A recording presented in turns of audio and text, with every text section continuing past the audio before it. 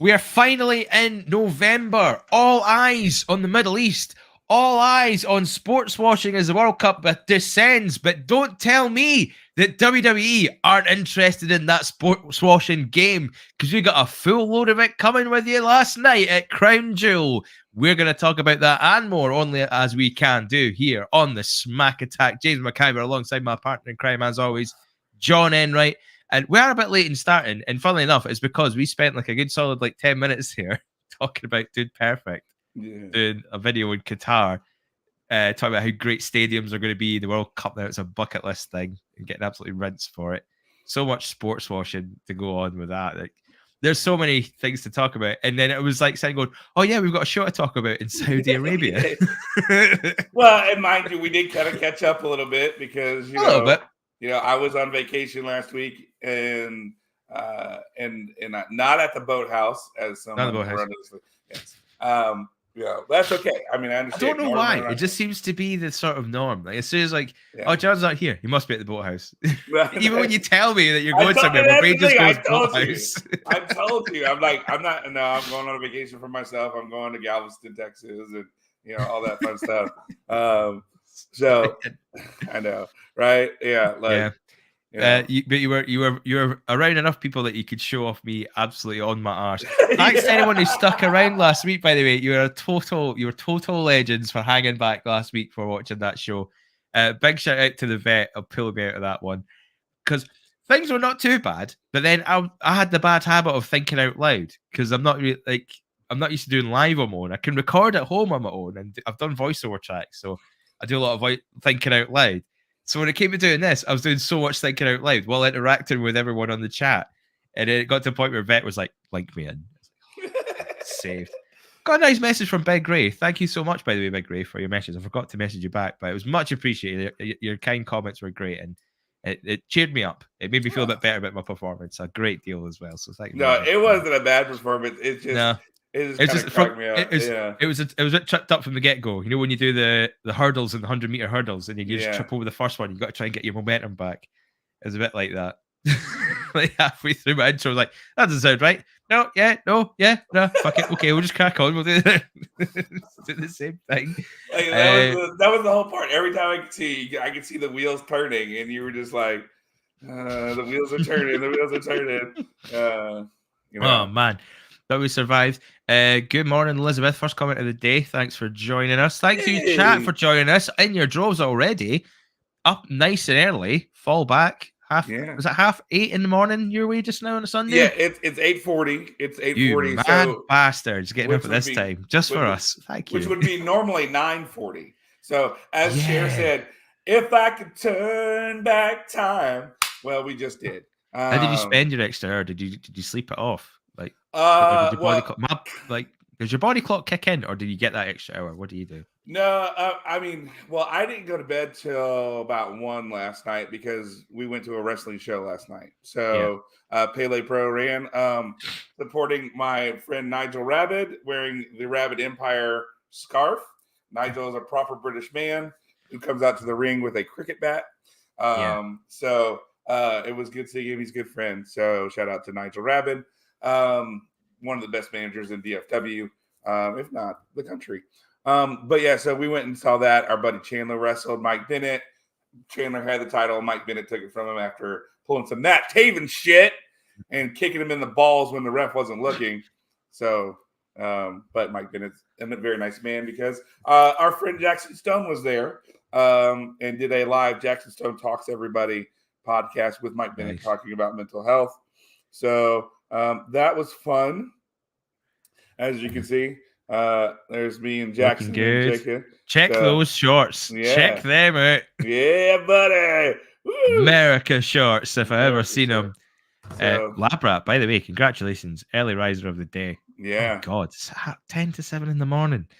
Oh, that's commitment. No, I was up at 6 because my dog said, oh, hey, it's 6 o'clock. We need to pee now because they don't understand time change. And so they're like, okay, it's 7, so get up and pee. And I'm like, oh man, I was so lost with an extra hour last week. Our clocks went back last Sunday, and I was so lost because my body clock kicked in. So when it was like 8 o'clock that day, it was my body was telling me it was 7 o'clock in the morning. My body was telling me it's 8 o'clock. And I was like, oh no. And I'm just sitting lying there for that extra hour, just like, what am I doing? And trying to do stuff through the day. Like, what are we doing? I can't remember what we did last week. I don't think we did anything, but still, it was weird. It was just getting settled into like another hour. You'd think we do this every year. You do it twice a year. Well, goes forward and then goes back. You'd think we'd be used to it by now. Nope. Yeah. Still hate it. Yeah. Great. It used to be great when I was a teenager and all I did was sleep because it was an extra hour of sleeping. It was brilliant. Right. But now I'm a grown up and you've got to do stuff. I got to do grown up shit. You go up and do grown up shit. So when you've got like a spare hour, you're like, what the fuck am I going to do with this hour? What's going on? Yeah, that was my weekend. We watched some scary films. Watched the new Halloween trilogy. You know, Halloween Kills, Halloween Ends. I don't think it was as bad as everyone was saying, but I still wouldn't think the last one was all that great. I'll just say that. I'll just say that. Yeah. Funny enough of that, for things that aren't as bad as what everyone has been saying, but I still didn't think it was that great. Crown Jewell was last night. Mm-hmm. Interesting show. How much of it did you get to watch? Because obviously you were at the show. Well, it started at 11 here for me, so I got to catch a little bit of it, and then I had a wedding, and I had to leave by 2 because it was an hour away. So, because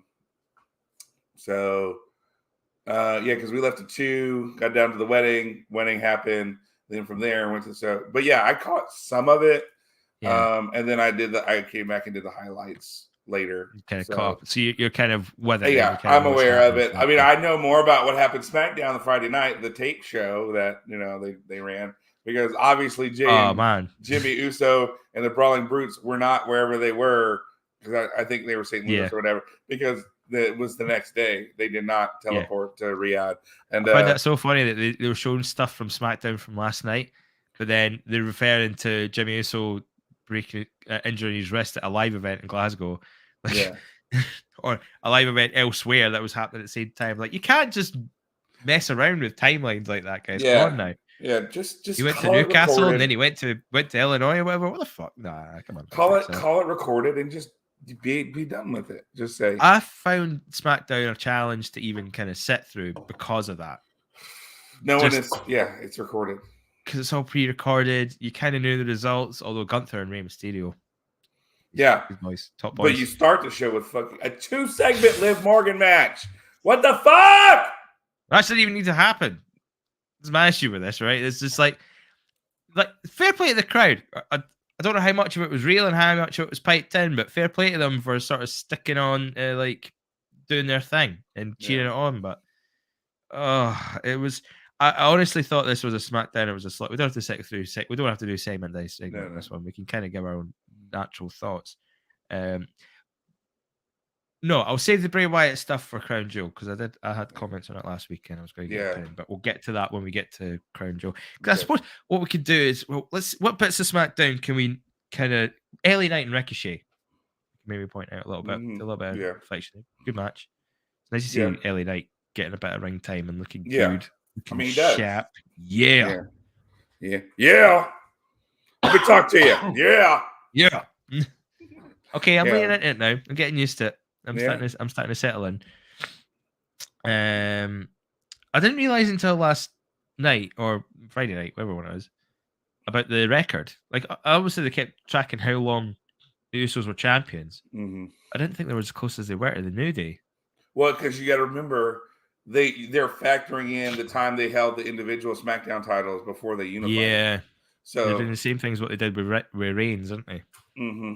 So they're combining those to make that time thing. So basically, because they technically never lost the titles, so they were already title holders before, and then when they became unified, it's like, well, we're just going to continue it. Still got to count the original reign, and that's kind of how it worked. Yeah, that's fair.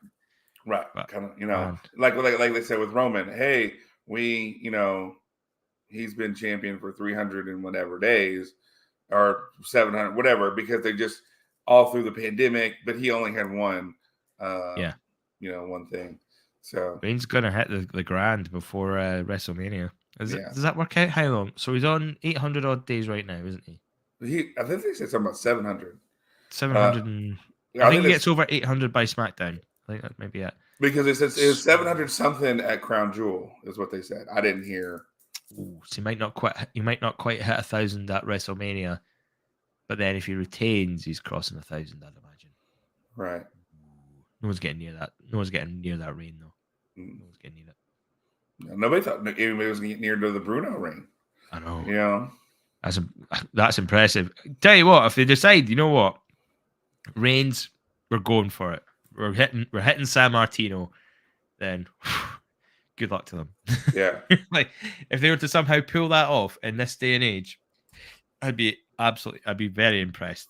Very impressed. Yeah. I probably won't be watching wrestling by that point, but I'll be very impressed. Right. Like, Exactly. Yeah. Yeah, I don't really know what to really say about this SmackDown. Again, it was just like it was there. They tried to set up some stuff for Crown Jewel with the Usos, but here that you got more Sammy. At least there was that. So Aaron is like, "Is Sammy and Uso yet?" Did you see at the press conference that they had in Saudi Arabia? They went mental for him. They started chanting for Sammy, and Roman Reigns leans in. Because of the way y'all acted today, y'all don't deserve Sammy. So knowing that Sammy's not going to be there, but yet Roman does that, it was awesome. And then Sammy Uso essentially. Might as well. Sammy retweets it, like, ooh, cold, bro. Like, has anyone told the folks in Saudi Arabia why he's not there? No. No. All right. So let's get into it. All right. You and I kind of talked about this ahead of time. Again, like you had Logan Paul, you had Roman Reigns, you had the big fight press conference, then you had Logan Paul coming out on a camel. Yeah, fucking thing. And then you had, and I'm sorry, I know what they're trying to do in the sense of garnering goodwill, but that video package of them doing the stuff in Saudi Arabia made me absolutely sick. Yeah. Hey, we're here with Special Olympics. And I'm like, how many of these kids are killed because they would be Special Olympics? But yet, these kids are probably kids that have money, like in a place that has money. So they have way more money. So that's the only reason they're around. Like, you can't help but look at this and go, knowing the human rights of Saudi Arabia and everything like that, how is it that these kids are around? Because they don't want to. Yeah. This is the face, and I'm just going, ugh, like, and you've got Bailey and Damage Control and Omos and then they had, we had Be a Star with Bobby Lashley. And I'm just going. Even Titus O'Neil did the opening package last night. Like, it was heavy sports washing. Yes. And that's, I'm using that term a lot tonight. All right, let's define that for people who don't understand what that is. Sports watching is where you use sports to make your country look better than it is. Yeah. We see that with Qatar and the World Cup coming up, and look at all of our beautiful stadiums, and look at how great our country Newcastle is. United's owners, they bought Newcastle United. Oh, really? As well. It's the Saudi state. Well, yeah, it is pretty much. We could see it. The Saudi state owned Newcastle United Football Club, and that was a big thing as well. So that's part of it. Real quick, as an aside, this is why Elizabeth is here. Ooh, 9:40 by WrestleMania. Ooh. Close. He'd be close. Yeah. Can we get a check on those kids to see if they're okay? Probably not after the video segment's over. Oh, totally. But then there's put back in some hellhole that they live in. Yeah. And not just that. Did you see all the stuff that apparently someone mentioned it about a war zone? Or did you say it was a war zone? The fact that there was an attack by Iran planned that was going to happen, or it was like they had found out, they got intelligence that there was supposed to be an attack on Saudi Arabia from Iran, because they're supposed to be having a bit of a, not a war as such, but what do you call it? Dispute of some kind. But it was going to get, well, so there was a point where people weren't too sure if this show last night was even going to go on. That's wild. I had read about that. Yeah. That's nuts. But then, as we say, we're talking about the sports washing stuff. But you see all these WWE superstars doing all these things, going on adventures. And the ones that make me feel dirty, the videos that make me feel really dirty, are the ones that go on social media, their own social medias, and sometimes WWE, when they're at these like private events with like the higher ups. That's it. There's a war between the Saudis and the how do you say that? The Cuties? Yeah. I don't know. Okay, here we go. This is Yemeni tribe that Iran. Yeah. Okay. All right. So Aaron is our Middle East expert. You know, because Aaron, if I remember correctly, you live in Israel. Is that correct? Yeah. He's around that region. He's from in that region. Yeah. So he's our. We're gonna turn to him for our Middle East expertise from this point forward. You are now a show correspondent for the Middle East. Thank you, Aaron. Yeah, we're all gonna get jobs in this chat. We're all gonna get roles. But like those videos when they're with like the delegates and the Saudi princes and the people with the money, and they're having these parties and all sitting there, and there's been one or two, I'm sure, where there was like one that was sitting on one of the women was sitting on his knee or something like that, or they were chatting and things like that. I'm like, that just gives me the absolute heave. Yeah. The proper heave. And that was during Vince McMahon's era. I don't know what it's like, how it was been this time. They didn't really show me any of that stuff, probably for the best, but the absolute like heave of that. And there's got to be a line. If you're a talent, surely you get to say if you want to go or not. Like Daniel Bryan didn't go. Sami Zayn, who's such a prominent star now, he still won't go. Like, come on, like have a bit of backbone. Like, I know some people have to go, and maybe they make it as like attractive as possible. Say like, I know you don't want to go, but here's like an extra few grand on top of your wage for this. I don't know how they do it, but come on, man, that's just it makes it. If we've still got another 5 years of this, I'm sure, isn't it? It's like a 10-year plan. We're not even halfway through it yet. Are we? I mean, I don't. Yeah. 20. Well, because they were doing 2018. Because they were doing two at a time for a while, and that I guess that's what throws me off. Is I'm thinking that there's supposed to be more. Yeah. But although I did appreciate Sean Ross Sapp's tweet earlier this morning. It was like, can confirm WWE's plane did take off. And that was in I think that was in unless something did happen, but like I'm pretty sure it was kind of more of a joke in reference to one of the times where they got to Saudi Arabia and got stuck on the ground. Okay. Oh, this is why I always wondered, because I didn't think since I didn't know Sammy. I knew he was Syrian. I didn't know Syria was an ally of Iran. Like I don't. Yeah. So that's why I kept going. I knew it was for political reasons, but I didn't know it was for. Usually, does a collection for Syrian aid during these events when WB go. He makes a point of doing that. Don't know if he did it again this year or not, but he usually does that sort of thing up. So I didn't see that this year. Totally fair. That's totally fair to do it.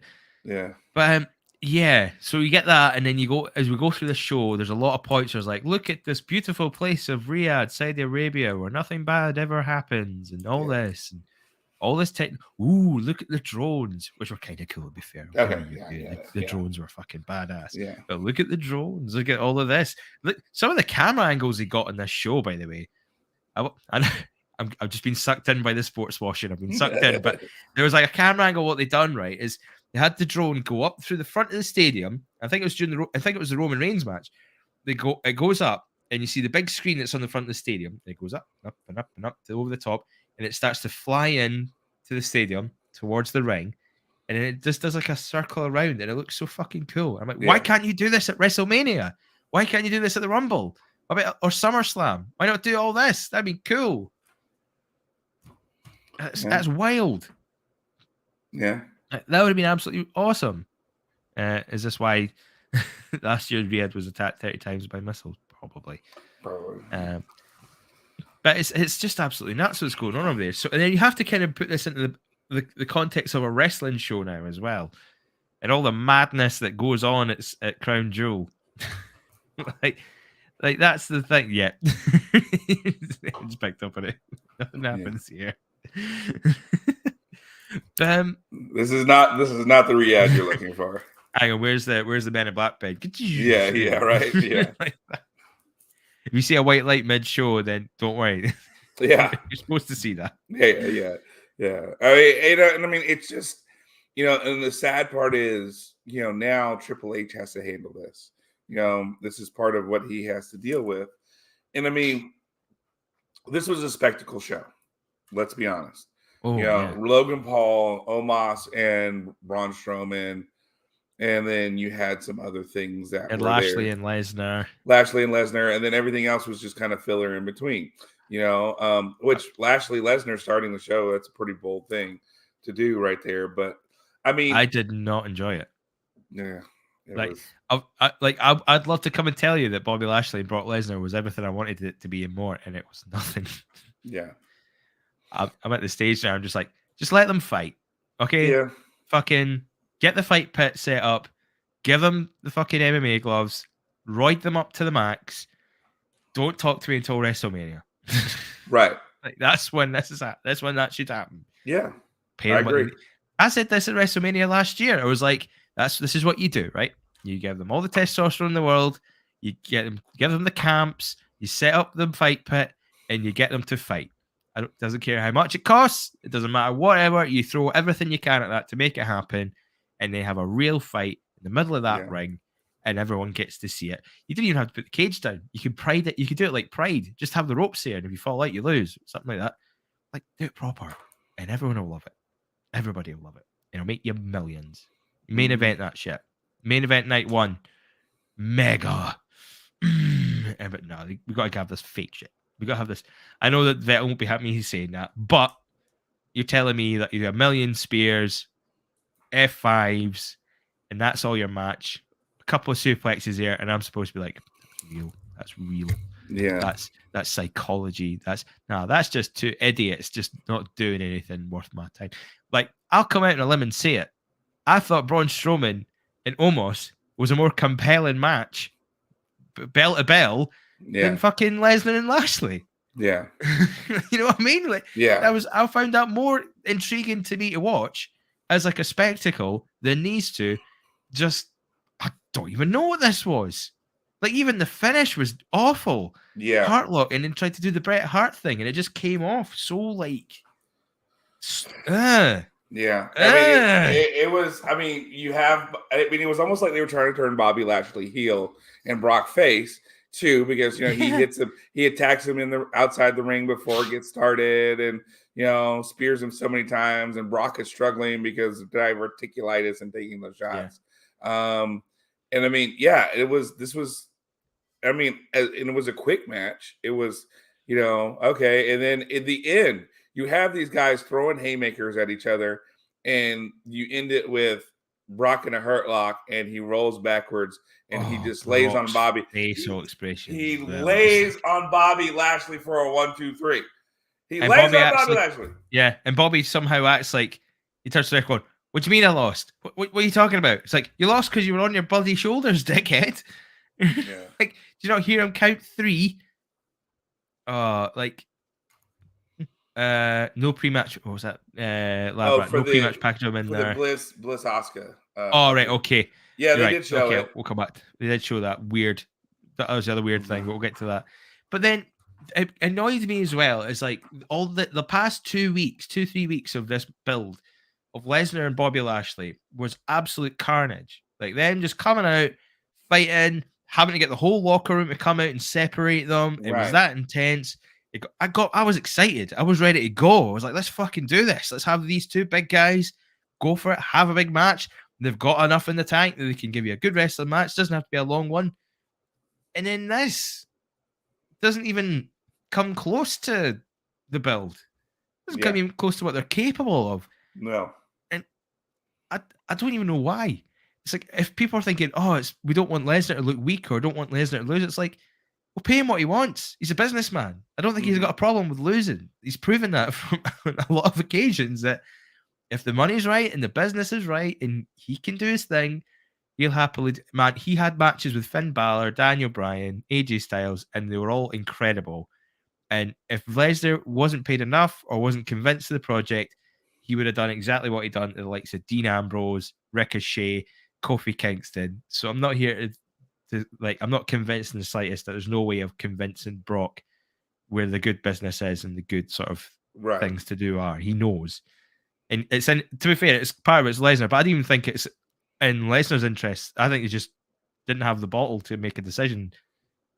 I mean, this could have potentially, if you had a couple more weeks to build, this could have been your main event. Yeah. Can you imagine this was the main event? Oh no. Oh no. Not like this. Not like this. But like you said, it needs to be roid them up, give them the gloves, let them fucking just pound the shit out of each other. Yeah. That's at the end of the day what we really want to see. Or have them have some similar kind of match like that. Yeah. And you know, where Fight Pit. They are the guys that's designed for. Really. Yeah. Exactly. I wasn't angry. I was just, I was just disappointed in that. Yeah. I just could not believe that's how you start that show and you get really excited. Yeah. And I hope you're ready for long entrances and random video packages because, man, oh man. There was, which by the way, I think the kicker of this was like you had, was it a Raw on Monday when these two got, into it and the locker room's brawling out. Matt Riddle's holding up his flip flops to give to Brock Lesnar. I did appreciate it. I was like, okay, that's good. Like, I like that. Riddle's good. But like, and I guess that's the thing is, like you said, we have this build up, and it was so disappointing. But yet, it was because we know that there's these matches were because the Saudi Prince requested it, and so. And Brock and Bobby probably were like, well, fine, I guess we're going to burn it here. But they didn't really. They were like, well, we're going to do as little as possible. This felt like they could do as little as possible in the match and get it done. So, Aaron's got a question here. John Jamie, in your opinions, why did WWE decide to go to an active war zone even though they were warned? This is the same company that wanted to run WrestleMania in a stadium the day that COVID hit. Yeah. This is the same company that's went to Iraq in Afghanistan, and while the bombs are thrown down to like do a show in front of the troops. This is the same company that ran a show when a man died in the ring. These guys don't give a fuck. They really don't. It's about money. It's all about money. Aaron. Like as much as if it sounds really sinister, but they're getting their pockets lined. They don't care. They really don't. And because then, when the first bloody Crown Jewel happened, the Camille Khashoggi incident, where it was very public knowledge that they had killed him and beheaded him, and this is a big thing, and everyone was backing out, like Coca-Cola, McDonald's, like you name a company, and they were gone. But Vince McMahon was like, "Nope, we've got a show this Friday. We're gonna go exactly entertain the fans, and then make a few bucks while we're at it." And it's never been the cleanest of things. No, it's always. That's why you won't hear me say it often, but you hear it a lot on this network, and I don't disagree with it. But it's, instead of calling it Crown Jewel or anything like that, we call it blood money, and that's why it's blood money. They're getting paid a shitload of it. And the wrestlers don't. That's the point we make. The wrestlers don't care about their lives. Well, they care about their paychecks. They care about the paychecks. And I mean, here's the thing. It's been we've heard stories about this because this is the same company that would go into active war zones in Iraq to go USO shows, but like there's plenty of stories of guys who are talking about riding the C-130s and having to do they're doing the what do they call it, the C-130s do the dives that do the quick landings and shit like that because it's an active war zone, and how they're like it's worse than any roller coaster I've ever been on, because and here's the thing, right? So this company has done this before, so we'll do it again. It's fine, no big deal. They don't care. And then here's the thing: they're also told that hey, I don't like, and this has been said by even by the likes of Arn Anderson and other people who've heard this. Yeah, I don't want to go. Okay, but you're going, right? Well, I don't want to go. It's optional, right? But we need you to go. But it's optional. But you've got to go. But the levels of pressure and the cards that they can play to force you to go is ludicrous. I mean, to the point where, Labrat said it himself there, is Carl Anderson publicly said in interviews after they got released that he would never go back to Saudi Arabia. And here he was last night having a match. Yeah. That's wild. But he was bro. Especially when he was in the middle of that incident with the plane. We joke about it, but that was a real thing where talents didn't know if they were getting home that day. They didn't know what was going down. They didn't know if they were hostages They had or to if do it a was just SmackDown that was thrown together with NXT, yeah. because That was basically, that's pretty much it, lad, bro. Like, say go or get fired. Like, yeah. what would you want to do? Like, you got like if you're a wrestler who's kind of come up through NXT, maybe might not be as established, maybe kind of looking at your options where if you go into independence or an Impact, you might not even get nearly as much as what you're getting just now. And then you get told that you're going, and you're like, I don't want to go. And then then someone points behind you, and there's your family. There's a photo of your wife and kids there. It's like, is that not who you're doing that for? Is that not the livelihood that you're trying to like provide? Right. It gets very difficult. It's a very difficult thing where if you get told, listen, you might not want to go, but we're paying you an extra however much bucks an hour. Wonder what that's going to do for your kids' Christmas. I wonder what that's going to do for your mortgage. What's that going to do for this? Like the real element of that as well. That's kind of the cards I'm talking about. Is they're not daft. Like a lot of the talents, they might not want to go, and they're going to eat a lot of crow and take a few bullets, metaphorically speaking, for going. But they got to think bigger picture for themselves and their families and stuff. And that's the shame of it. I think some people can get away with that. Some people maybe are in an all right position, like Sami Zayn. Obviously, there's obvious reasons why he can't go, but someone like a Daniel Bryan who wouldn't go, but by that point he was already quids in. Well established. He was well established. He had done everything he needed to do. He could walk away. He could literally walk away from the business today. He doesn't have to worry about his financial situations or anything like that. John Cena as well, money bags. So, there's talent there that can do it and walk away. There's others that can't. So it's kind of a fine line. Some people like Roman Reigns probably is a bit more commercial.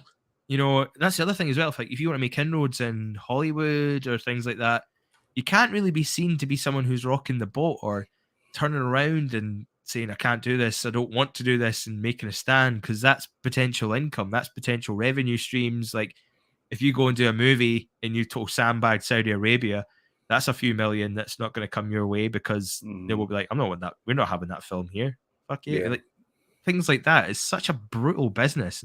And Aaron, you got to remember one other thing too. As Americans, we are not aware of the world concept of things outside our country. So I guarantee you, I bet 90% of the people on that plane did not know that there was an active war zone for Saudi Arabia going on right now until they're on the plane and something was mentioned of we have to do something.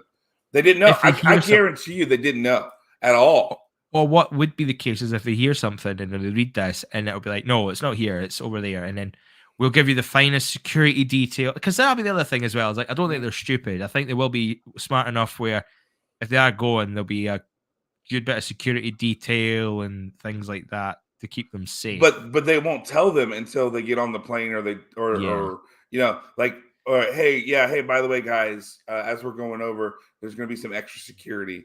But they're not going to say anything to these guys until they're on the plane, because most of them, I guarantee you, don't know what's happening right now. Yeah, well, a lot of like what was going on in terms of the reports coming out that they found out about these attacks and the plan that, because a lot of it hadn't happened yet. It was all in intelligence that they expected this to happen. They were planning for it. A lot of it didn't come out till a lot of the talent were already in Saudi Arabia. They were already there.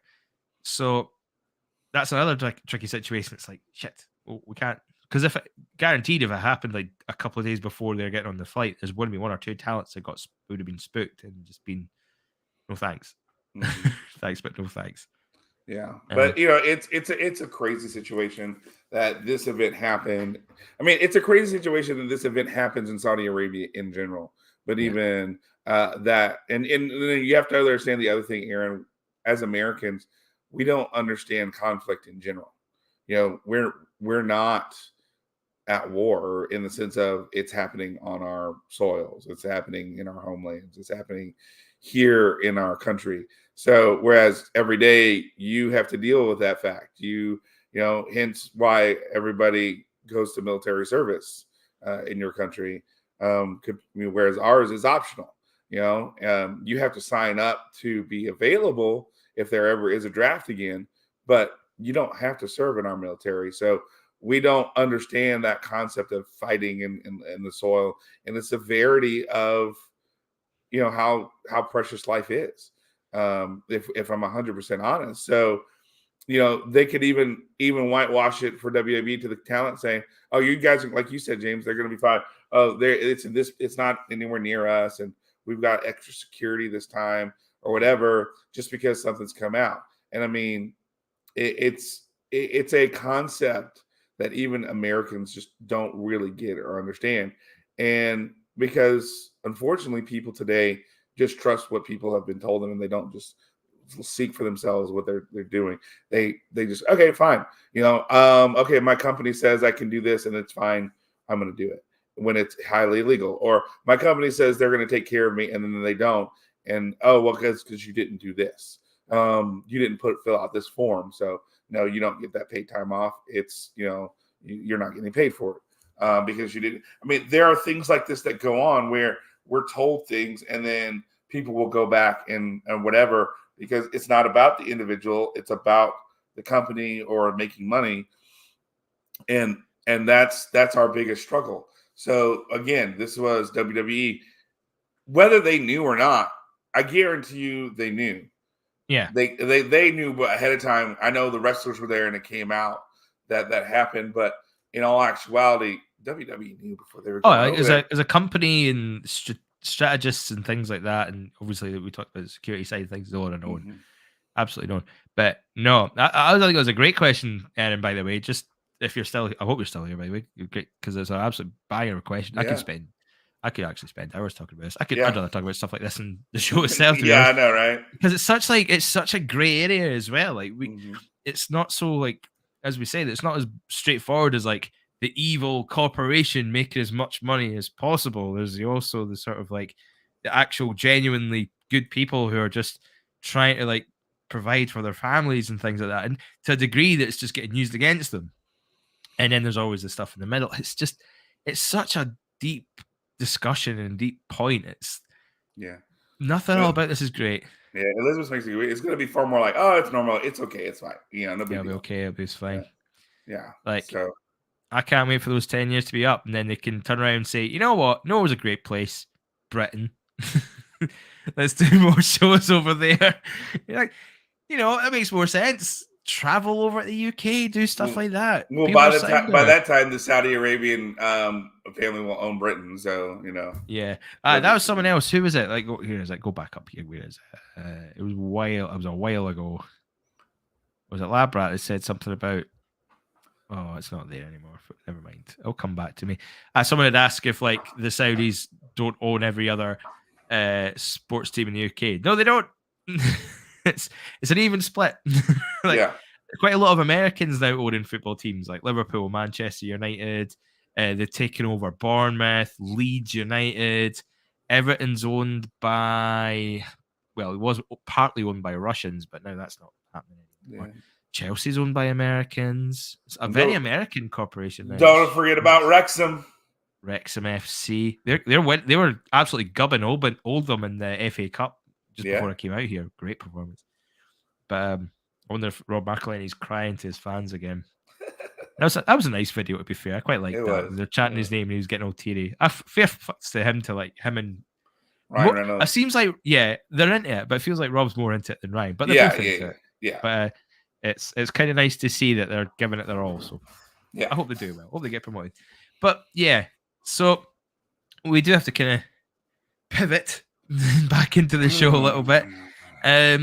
Before we get to the next match, there was Alexa Bliss and Asuka having a little bit of a promo about what happened, but ignore what they were talking about. Let's just talk about the bit where the screen flickered with the Bray Wyatt logo and Alexa just total got thrown for a loop. Signs that there could be something going on there, potentially.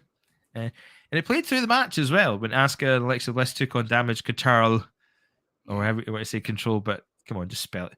Control, delete, or whatever. Yeah. like through the match, like the lighting kind of focused on it at points, then blacked out and came back on.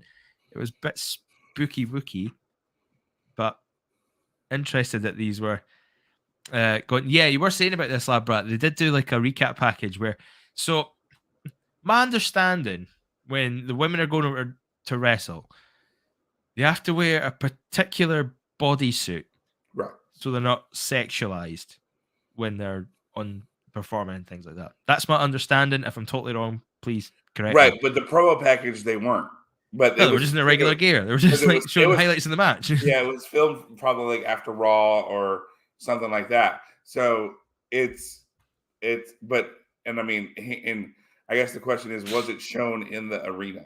Yes, Yeah. yes, that is the question. Look Oh, what? damn it, mate, I've got to go and do my thing. Are you gonna do? Right, you can fill the gap this time. There's no I can there's fill no the dead gap. air of me just Yeah. looking for information here. I'm just All right. So get yes, you on. I'll get you on. we're gonna have Mr. Vet join us here in a second. But yes, I would imagine that was just for the feed, because if Saudi Arabia is going to be Saudi Arabia, they did not show it. But who knows? But then I don't know. they must see it though, because they know who they are and they were cheering them and everything. Like that'd be so weird. Dude, it's Saudi Arabia. It's like the fucking Wild West over there. Who knows what the fuck is going on? Oh, like, no, totally. For real. It's crazy. So, I mean, I just personally am like, whatever. Maybe they did show it and it's whatever. So, you know, but this match made no sense. No sense. Wasn't good. It was not good at all. And I mean, it's stupid. You just had them win the titles. Like, okay, we're Sasha Banksing them now. There we go, Vet. Ready to rock and roll when you are. All right. Bring it. You know, it was like, I don't know. Like I will have to say this. The bodysuits for Damage Control were pretty cool. Yeah, I like the effort they went in behind a lot of these. Like, we've come a long way from just plain black and a t-shirt over the top of it. Right. We've got like proper thought out costumes. Yeah.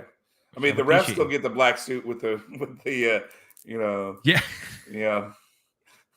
Can they not give him like a long sleeve ref shirt or something? I don't know. Like, it was just like the old fashioned. You know what you could have done? Get him at the old fashioned shirt combos just for those events, like a special. Like I used to wear the long blue shirts and all that.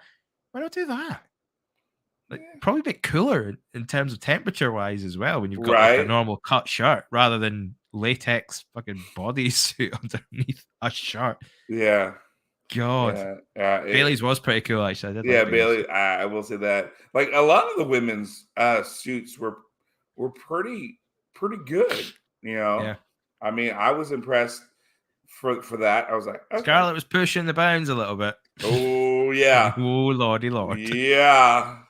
She's getting away with a lot in that one. Yeah. I was like, okay. But as a wrestling match though, this was not good. I don't want to spend much time on it. I mean, they had all the spooky stuff with Alexa, Nikki Cross coming in and interfering in the match, taking Alexa out of the game, and then running out into the people, which I thought was quite funny. She slipped into the crowd. All these people were just like, whoa, freaking out. A good post-match promo from Nikki Cross, if you're on Instagram. She's like, just kind of really showing off that, as you say, like, Elizabeth, the crazy Nikki's coming back. But she doesn't look like crazy Nikki, but she's acting like crazy Nikki. So which is it? It's going to be. Who's it going to be? It's going to be sexy crazy Nikki. So. Yeah. Which I'm not against. Here we go. Here we go. Here we go. Is it? Yeah, drum roll, please. It's the one and only. It's the man of the hour. Why is my thing not working? There we go. It's the Vet. Hey! Come to save another show. Oh, no. I'm not saving anything. As a matter of fact, I haven't watched not 1 second of Crown Jewel, so I'm here to let you boys entertain me and regale me with tales of matches and drama and excitement and other things while I munch on some snacks. Go for it. You missed a good solid half hour of sports watching chat. Oh wow! Came on. So what? Started off on a very positive note. What do I miss? Where are we at here? So we talked Bobby Lashley, then we went I just talked about how that promo package that they had about how they were in Saudi Arabia doing all these really good things, playing with kids and stuff, just made me absolutely sick, especially the one with them and the Special Olympic kids. And I said, that they dug those kids out of a fucking hole, cleaned them up, brought them out there and said, behave, and then put them back in the hole when they left if they didn't kill those kids. No, we don't know that, James. Come on now. James, it's me. Yeah. Oh, I'm sorry. Sorry. I'm a little confused because I didn't watch Crown Jewel. Okay. Yeah. John, we don't know that they dug these kids out of a hole. That's completely that's like an ignorant American thing to say, all right? We know they're very progressive over there. They're trying to do stuff. Come on, let's cut them some slack. Actually, I do want to say this though. From all the events that I've watched from Saudi Arabia, like, to me, there's absolutely no denying that the fans there are real fans. Yeah. Oh yeah, 100%. Like, and so therefore, if you can find that many WWE fans in Saudi Arabia, then certainly, whatever they're doing to now, I know what you mean though, from like a standpoint of the disingenuous nature of WWE putting their philanthropy on display like that. Like, we get it, but I think a little less cynicism in that aspect of is like, wherever those kids are, they're having a great time. So it doesn't matter if the WWE's putting themselves over doing it, as long as a good deed is being done. Is the way I have to look at it, anyways. But yeah, I'm always interested to look at those crowds and see, how they respond to certain things like that, because it's like 90% kids as well, which is quite refreshing. Right. We see a lot of wrestling shows, and we don't really talk about it as much. It's a good point, because you see a lot of wrestling shows, especially in like the US and the UK, where it's all grown-ups and they're very vocal, whereas this one's very, you can tell who the parents are and like who all the people in charge, you take kind of like the people in charge and everything like that. Mm-hmm. But the kids around them are so engaged and they're so with it, like they love it. Yeah, and they've, like, I've seen in the past, they know all the wrestlers, they know the chants, and not just the chants that the WWE would want them to know. They know chants that the WWE would rather they didn't know. That's how I know they're real fans. You know what I mean? When they when they start chanting stuff that's like, okay, only a wrestling fan would chant this. It's not just that what they're seeing on, you know what I mean, like what the WWE would tell them to do, or what they would be directed to do. So I know they're real fans over there, and it's cool to see that. And that's one thing I always, look at in these things, because there's a lot of people that talk about the politics of it, stuff like things like that. And yes, there is that, but it's like these type of things happen all the time, all over the place. There's nobody that's not wearing like some shoes that were stitched together by some kid somewhere, like no one can sit on a high horse and talk about this shit. So, I prefer to concentrate on the positive aspect of it. And just like you said, James, like the kids, they're having a great time. They don't know any of the stuff their government is doing, really, because they're good at pushing their propaganda and keeping certain things under wraps. So the kids are just there to enjoy the stuff at a surface value. And I mean, I think that's the important thing. To be fair, the government's relationship with journalists is shaky at best. So hanging there, but and Aaron Ben Shlomo, dude, would I go to an active war zone just to entertain fans? It all depends on the context. and currently, right now, vet in 2022, no, of course not. Why would I? No one would be there to even want to see me. So that's on the face of the face of the question, no, I wouldn't do it. But if I'm in a position like that, I wouldn't be that concerned of it, because I would just think in terms of, again, the kids, the fans that have done nothing wrong. They're the civilians, the citizens of the country, whatever. Like, they don't have to do with that. They're just trying to live their lives, and they want to see these people entertain them. And that's important. I mean, you can have your disagreements in the political sphere of the world, but at the end of the day, like, all WWE can do is entertain. That's all they can do. So if I was under contract with them and they wanted to put me in a featured match and pay me a lot of money to do it, seeing all those smiling faces out there and stuff, I'm not worried about the active war zone. I don't think it's gonna happen. I don't think anything like that ever, like, stuff has happened before. I know there was, Munich and things like that, but it really doesn't happen as much as people try to, fear monger that it will. You know what I mean? Like, come on. So if we kind of take it from the perspective like the grown-ups in the room, sort of like the talents, the people in charge of WWE, and the people that are connected with the people that are organizing these events, is that more kind of a way of rationalizing things then?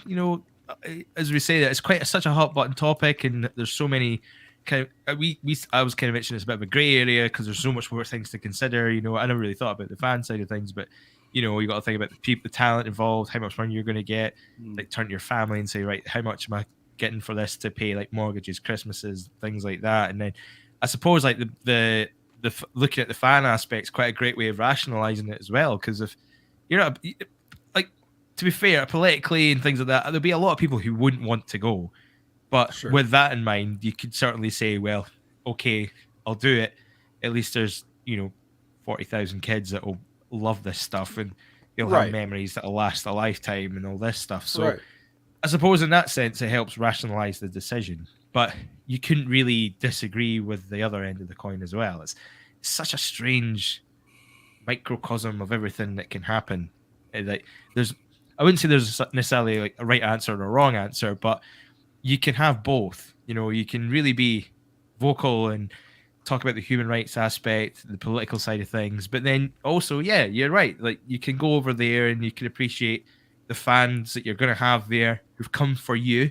They're not coming to fly the flag of any anti whatever. They're not trying to kind of attack anyone or anything like that. So the people in the crowd are there for you.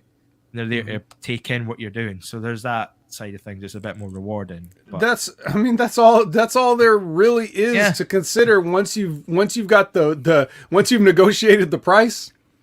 Okay. Now it's like, it's on you to deliver what you say you do. You say you put smiles on faces all across the world, not all across the world, except these areas that are with these people that we don't like. Like, because those people there are innocent.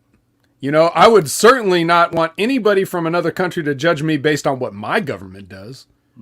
I just live here. God, no. Okay. So,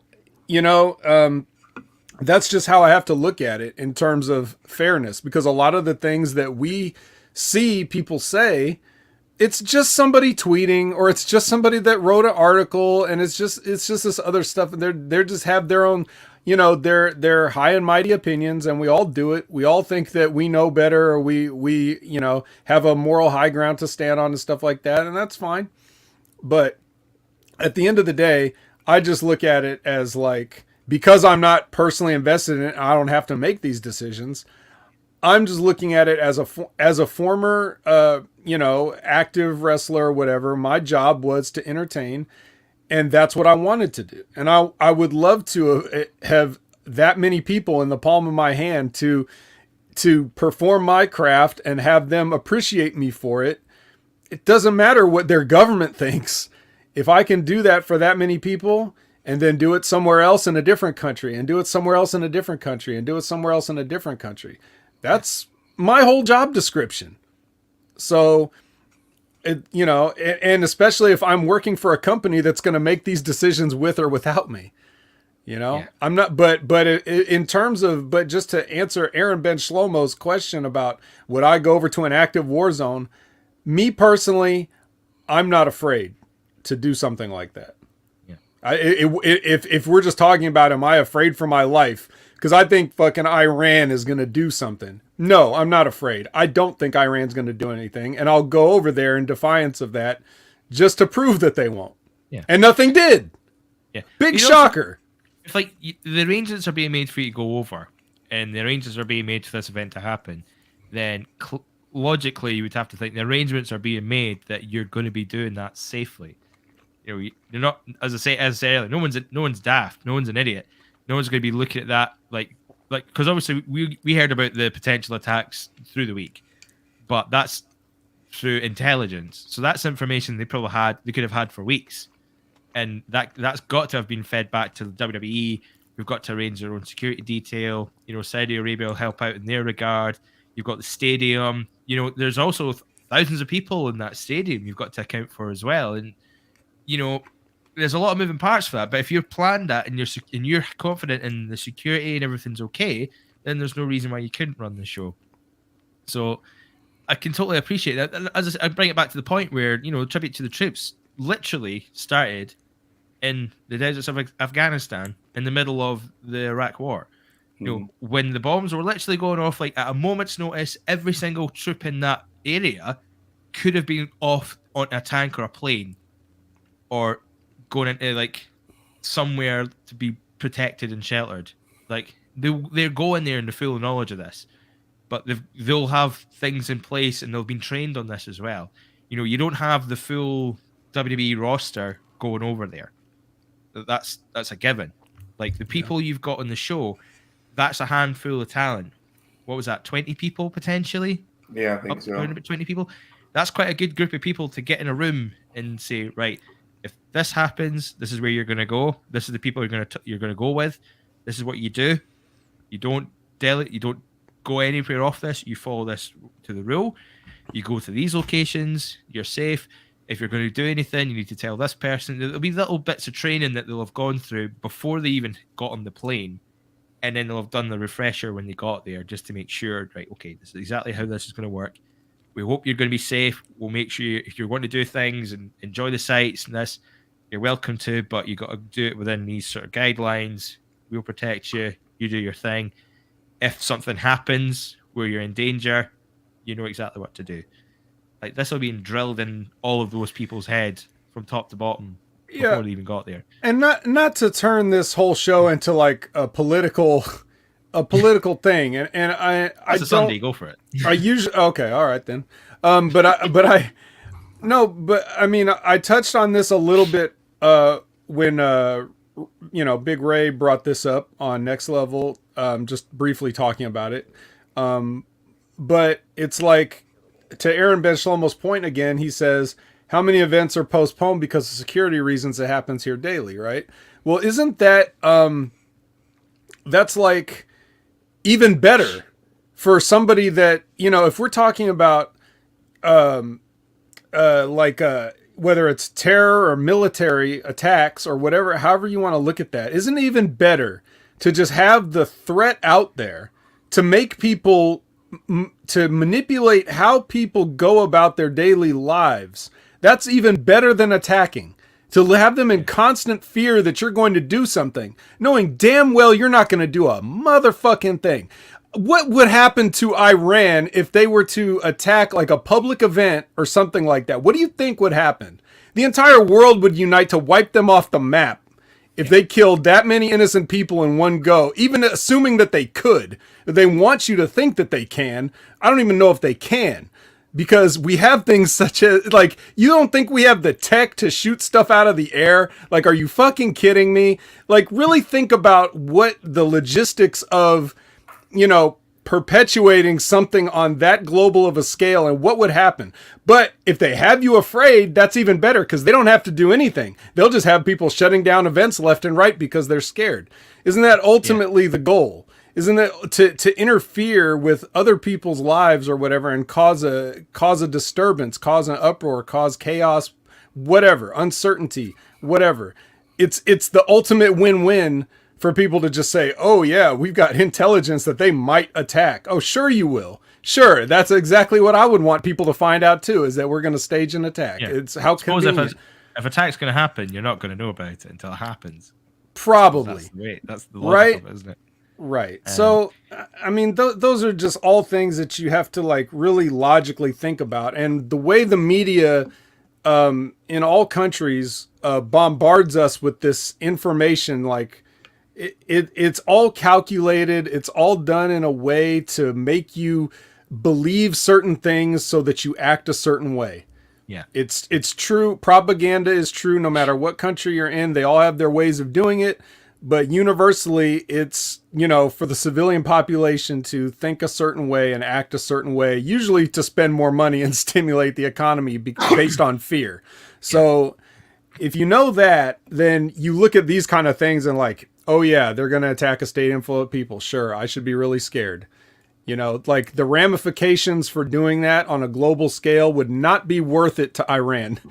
You know what I mean? It just would not. Especially if it's a stadium full of innocents with American, athletes in there. I mean, yes. If we're getting information out, they already had it and they've planned for it. But then they're getting told that as well, as if to say, look, we're on top of this, but just in case, just be vigilant out there as well. There's the other side of that. So we should really talk about wrestling, though. Okay. Back to wrestling. I'll keep eating snacks. Yes. Labrat made a great comment. My thoughts exactly. Funny how this conversation has been 75% of the show, and it's way better than WWE. Very much so. I agree. I enjoyed this so far. We talked about this was a spectacle show. There were spectacle matches with some random stuff in between. That really, that's how they handled the show. That's what Triple H said. Fine. Yeah. We're gonna have Bobby Lashley and Brock Lesnar, which Garbage. did not perform. Basically it was not very long. Bobby Lashley attacks Brock before the match with spears and through everything. And then they work each other, gives us some F5s to kick out. Bobby puts on the Hurt Lock, and then I kid you not, this is the finish. Brock Lesnar falls backwards, lays on top of Bobby Lashley while in the Hurt Lock, and they count 1, 2, 3. Oh no, call it for what it is. It was a poor man's attempt at Bret Hart and Austin. It was a poor man's attempt at Bret Hart and Brett and Austin. Piper, really. Brett and Piper. Because he used it. He used it again.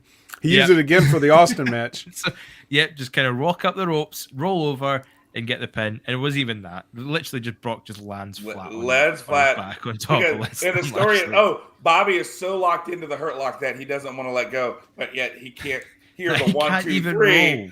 That he can't even roll 45 degrees in either direction while he's got full control.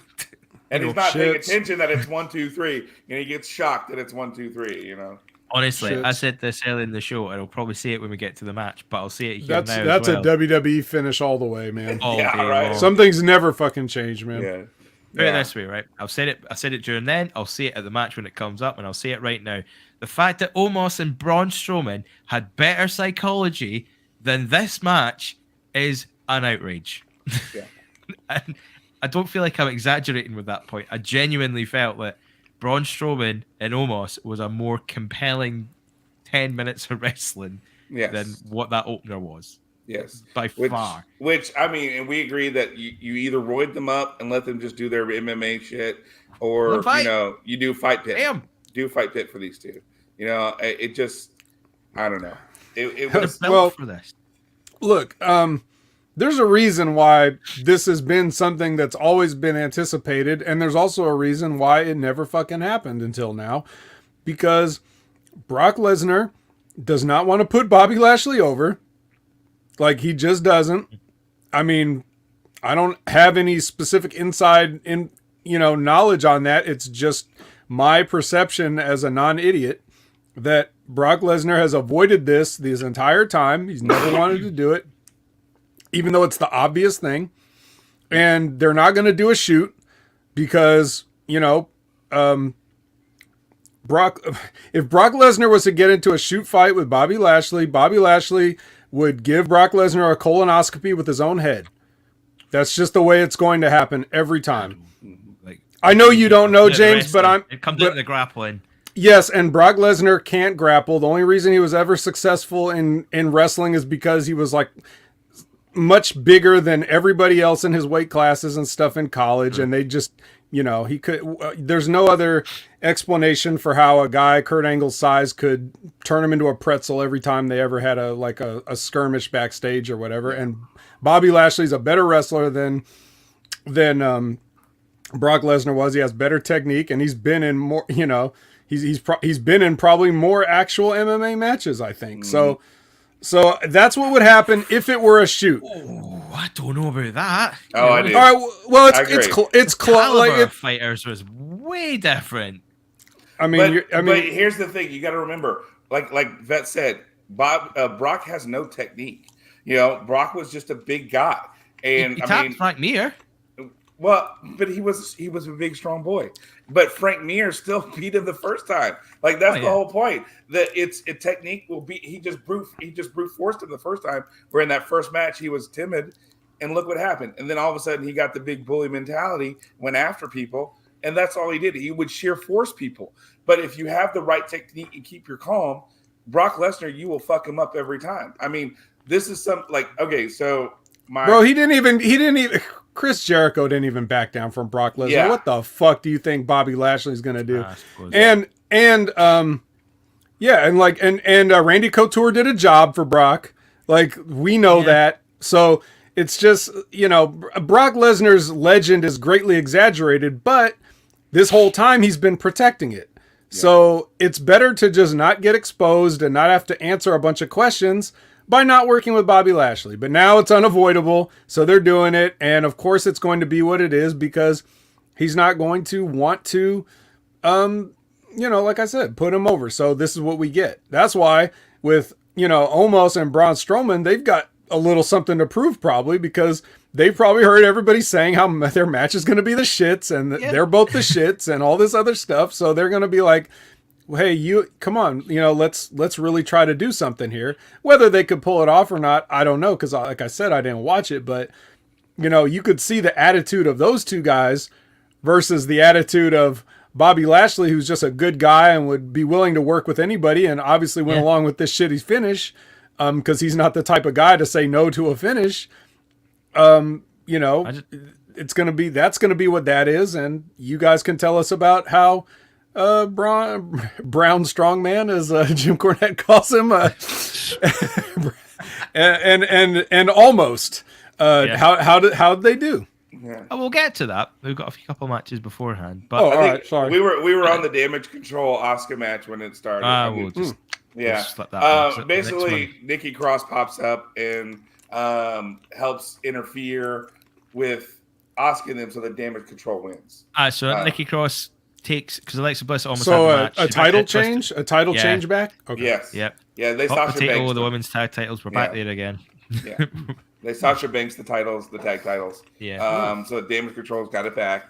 I suppose that's an easy title change, though. They don't usually like to do title changes in these events, but I suppose something like that gives the whole feeling of anything can happen in the WWE event when really it's not. We kind of all saw it coming. But like you said, James, there was some Bray Wyatt moments that flashed during the thing with Alexa Bliss. So maybe because they had the interview beforehand where the TV screen came up with Bray Wyatt's logo. Then during the match, there was a light focused on Alexa Bliss. Then the crowd lighting went a bit funny. So little spooky stuff, some wee hints and things about Bray Wyatt, the connection to that they brought up. Then Nikki Cross took out Alexa Bliss to give the match to Damage Control. It wasn't a great match. Not many matches on this was good. I assume you're foregoing that the go home episode of SmackDown, right? We're not going to talk about that. Everyone knows about what's happening on that. It was a recorded show. Touch on it, a couple of things and all that, but we're going to cover a lot of the bases on this show anyway. Cool. Especially because nothing was done except for the only thing of set up the match for next week, which totally eradicated anything of tonight. well, except for the Intercontinental match with Ray and Walter. That was the only thing that's decent. Yeah, and it was a good match, and of course Walter retains. So, yeah. But speaking of SmackDown, though, we do have a big SmackDown storyline. One of the biggest ones going on right now. Drew McIntyre and Karrion Kross in the steel cage match, and this was the pits. I love both guys. This just isn't working anymore. It's not really worked from the get-go. Well, yeah, I was going to say, was it ever? It's just not really panned out. I was hoping the cage would have helped them out. A comment from the very beginning of this chat, nearly an hour and 10 minutes ago, maybe a bit longer because it was before we even started streaming it. I'm going to bring it up now. I favorited just for this moment. The ref sold the mace better than Drew. He really did. He really, really did. That is all you need to know about this match. A cage match. And not even that, right? The fact that you get to the end, right? Drew's through the ropes. He's in the door. He just needs to fall forward and he wins. Scarlett sprays him with this mace after spraying the referee. Or does he do Drew, then the ref? Can't remember. They do them both. She does them both at the same time. And Drew goes through the ropes and flying all the way to the other side of the ring. Rolls all the way to the corner like he got shot with a cannon. Like, that's so dumb. And then he goes to ignore this. Although I did like how he wiped his eyes off of Karrion Kross's shoes at one point while he was hitting the ankle lock. That was good. That was a nice little touch. Weird touch, but I liked it. But that was the only, for me. If the chat like has anything, that's the only thing I can really vividly remember of this match that was worth remembering outside of the finish. Like the big stuff. Yeah. Yeah, that's kind of true. That's very true, Medium 5. Yeah. We mentioned that about the costumes. Hefty. Yeah. Very.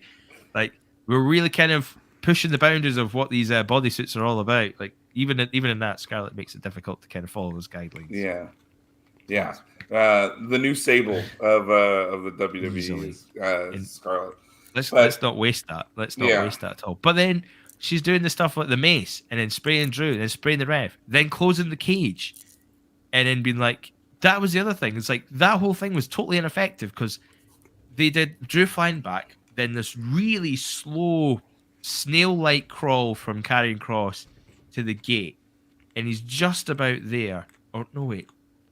Yeah, and then Drew pulls him in for the ankle lock. A few other things happened. And Drew somehow managed to get out on top, gets over to the cage. Scarlett closes it, locks it, and then puts the padlock on, turns to Drew and says, "There's no way out. You can't win." And Drew literally, with no exaggeration, just looks at the cage, looks up, and goes, "Uh-huh." And he just climbs over the cage. He doesn't give a fuck. It's like, there's no sort of like, oh, no. Oh, it's like, all right, so, okay, I can't go through the door. All right, okay, cool. I'm just going to climb over this then, because you can't stop me doing that. Yeah. So he climbs up over the cage. Scarlett's trying to scramble to open the padlock and open the cage. And then it's a race to who can win. And then despite this feud being total like fights over car crashes and attacks after matches and the strap matches and things like this, it all boils down to Drew hits the floor first. And then Karrion Kross going, "Oh, no! Oh, no! Damn that man! How did he beat? He beat me! There was no sort of genuine. It was very kind of cartoon show, you know, when like you watch the cartoons, like, and then they win, and then the bad guy's like, "Oh no, man! Not this time! I'll beat you next time." So like wacky races. So standard WWE then. Very wacky races. One question. Yeah, first of all, I don't know if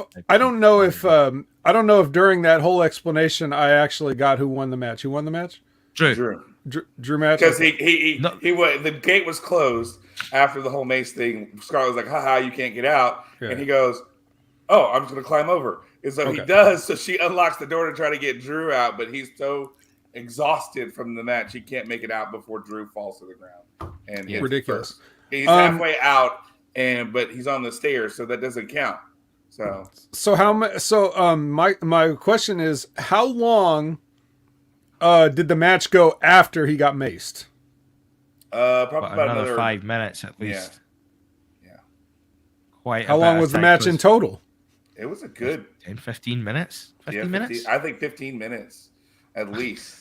To be honest, I was kind of having like some spacey moments when I was watching this because I was kind of having a long day. And I think I dozed off, came back, and watched it. It's not that important exactly how long it was. I'm saying around about the 15-minute mark. I would say about that. The point is,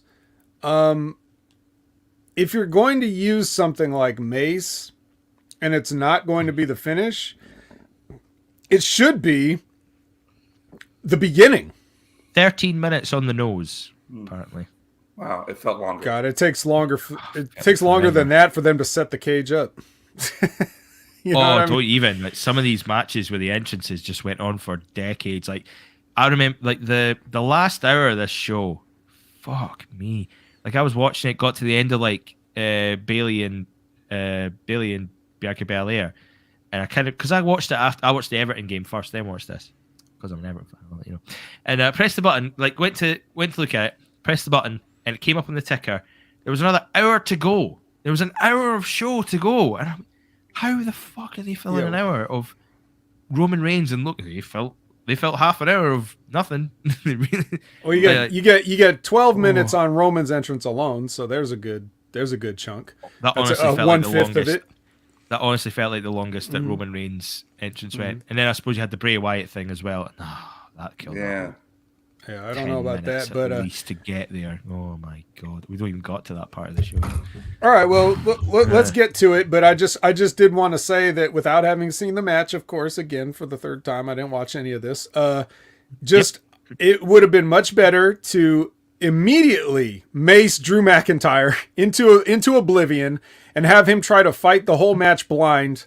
And Cross isn't trying to escape because he's toying with him. I mean, the whole thing is like, I'm going to torture this guy. He had no reason to pick Drew out of all people other than he must want to fuck with him. So let's do that. And then you toy with him or whatever, and then you come up with some other finish, something like that. But I mean, in a cage, there's really nothing stopping you from doing whatever you want. So if you're just going to be opening doors, closing doors, macing people, just get all the cheating out at the beginning and then, you know, and then deal with it after that. But the finish you guys described, that goes back to, and John, you weren't here last week with James, but I said, I saw. You saw, right? Yeah, he did. You know, the brawling brutes, and you know, you killed Sheamus. So what are we gonna do? We're gonna roll you up. That'll teach you. You know, and the same thing, like after all this shit with these two guys and this being that personal, it's like, well, as long as I win by my feet touching the floor, I think we're even. Right. We're even for all that stuff. So just classic WWE booking, like not even trying to make people invest one iota into any of this shit that you spend TV time and money on.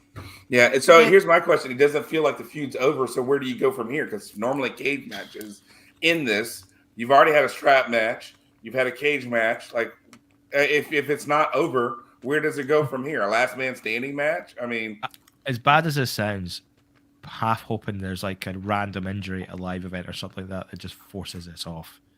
They can't. If they drag this out longer, it's going to be more painful. Just rip the band-aid off. Just get rid of it. But even like how the match ended, they get to the end and then they're interacting across from the ring and the stage. Karrion Kross is just saying, "This wasn't supposed to happen. This wasn't supposed to happen." Like, what? Come on, man. Although I don't like the escape clause of cage matches anyway. I have always never been a fan of them. Like, to win the match, escape the cage, where the whole point of a cage match is to keep everything contained. It's very heely to me, like, to see a babyface win that. Well, that's all in, you know, I guess you would say Vince Sr. and not wanting to get his heels beat, so he comes up with another way to win the cage match and all that other stuff, yada, yada, yada. But I mean, so how do you move on from this? Okay, let me be constructive here since, you know, I've got to offer something. I can't just sit here and eat cheesecake squares the whole time. So so now that Drew McIntyre has won a match by running away, then for Karrion Kross, that's all his point needs to be proven. It's like you split Drew off with somebody else. Somebody else is like, some other heel comes up and is like, is that how you call yourself a winner? And you know what I mean? Like you all you did was run out of a cage. Like you didn't beat anybody. And now who on the roster even has the physical fortitude to get in Drew McIntyre's face and taunt him like that? I don't know, but that's for them to deal with. And then Cross can say the same thing. Like, well, my work here is done. I proved that you are a coward, and you know, I'm going to move on to bigger and better things. You know, like the tribal chief or whatever his thing is that he wants to do, or whatever. Or you get somebody to get in Cross's face or whatever. Like all those mind games of shit ain't going to work on me. And then you got your own thing. But I mean, the fact that you did this shitty finish, you can turn that into something and, try to make it to where these two guys don't want to do with each other anymore, because what's the point? Yeah. Yeah. Oh man. Okay. I just want this to end. Yeah, it'd be nice if this is over at this point, which is, it's sad because I liked Karrion Kross as a character and like Drew as a character, but man, this is just not. Nah, it just isn't working. It's not working how anyone would have hoped for it to work. Work is an operative word, because neither of these guys know how to work. That's the problem. They don't know how to have the types of matches that could get people into this with the stuff in the ring.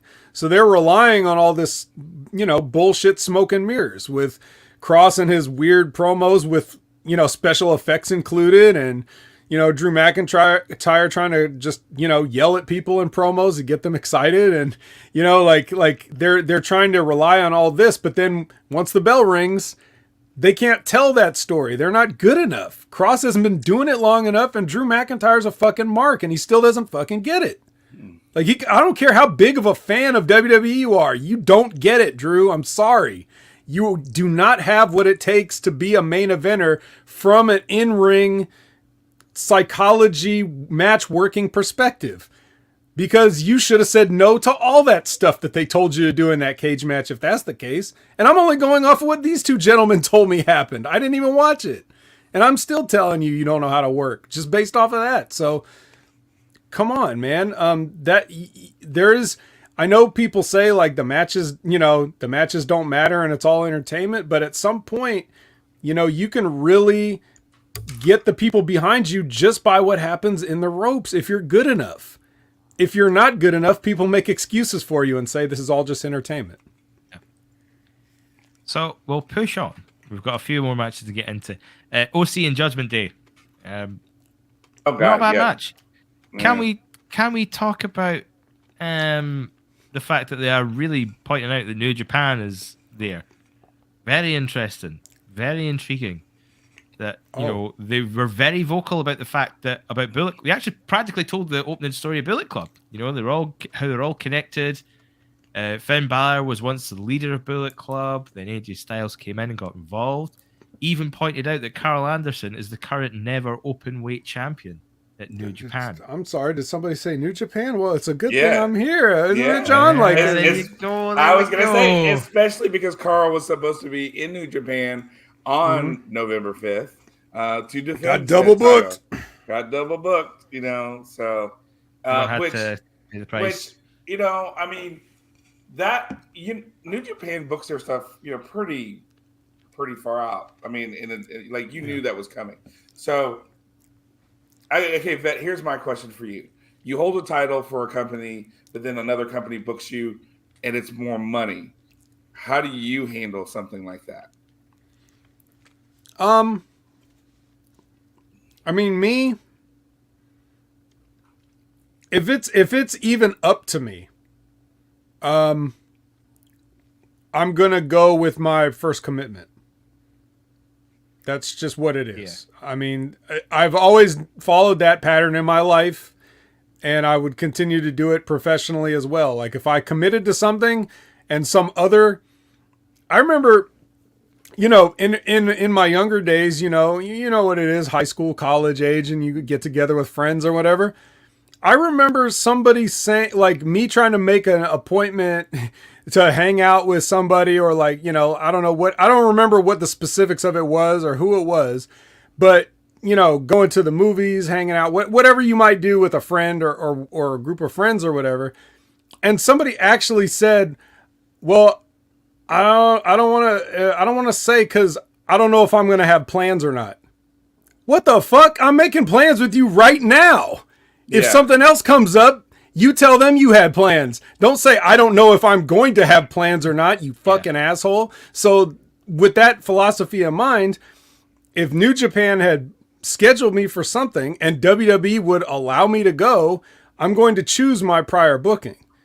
If they're making it in no uncertain terms that, I can't go, then I can work something out. And New Japan's probably like the fact the fact that we're even having this conversation at all is good for us because it'll probably be, I'm sure this double booking thing happened completely by coincidence because you would have had to set up Crown Jewel probably way before Carl Anderson and Gallows even went back to WWE. Yeah. You had to book this. You already had these dates or whatever.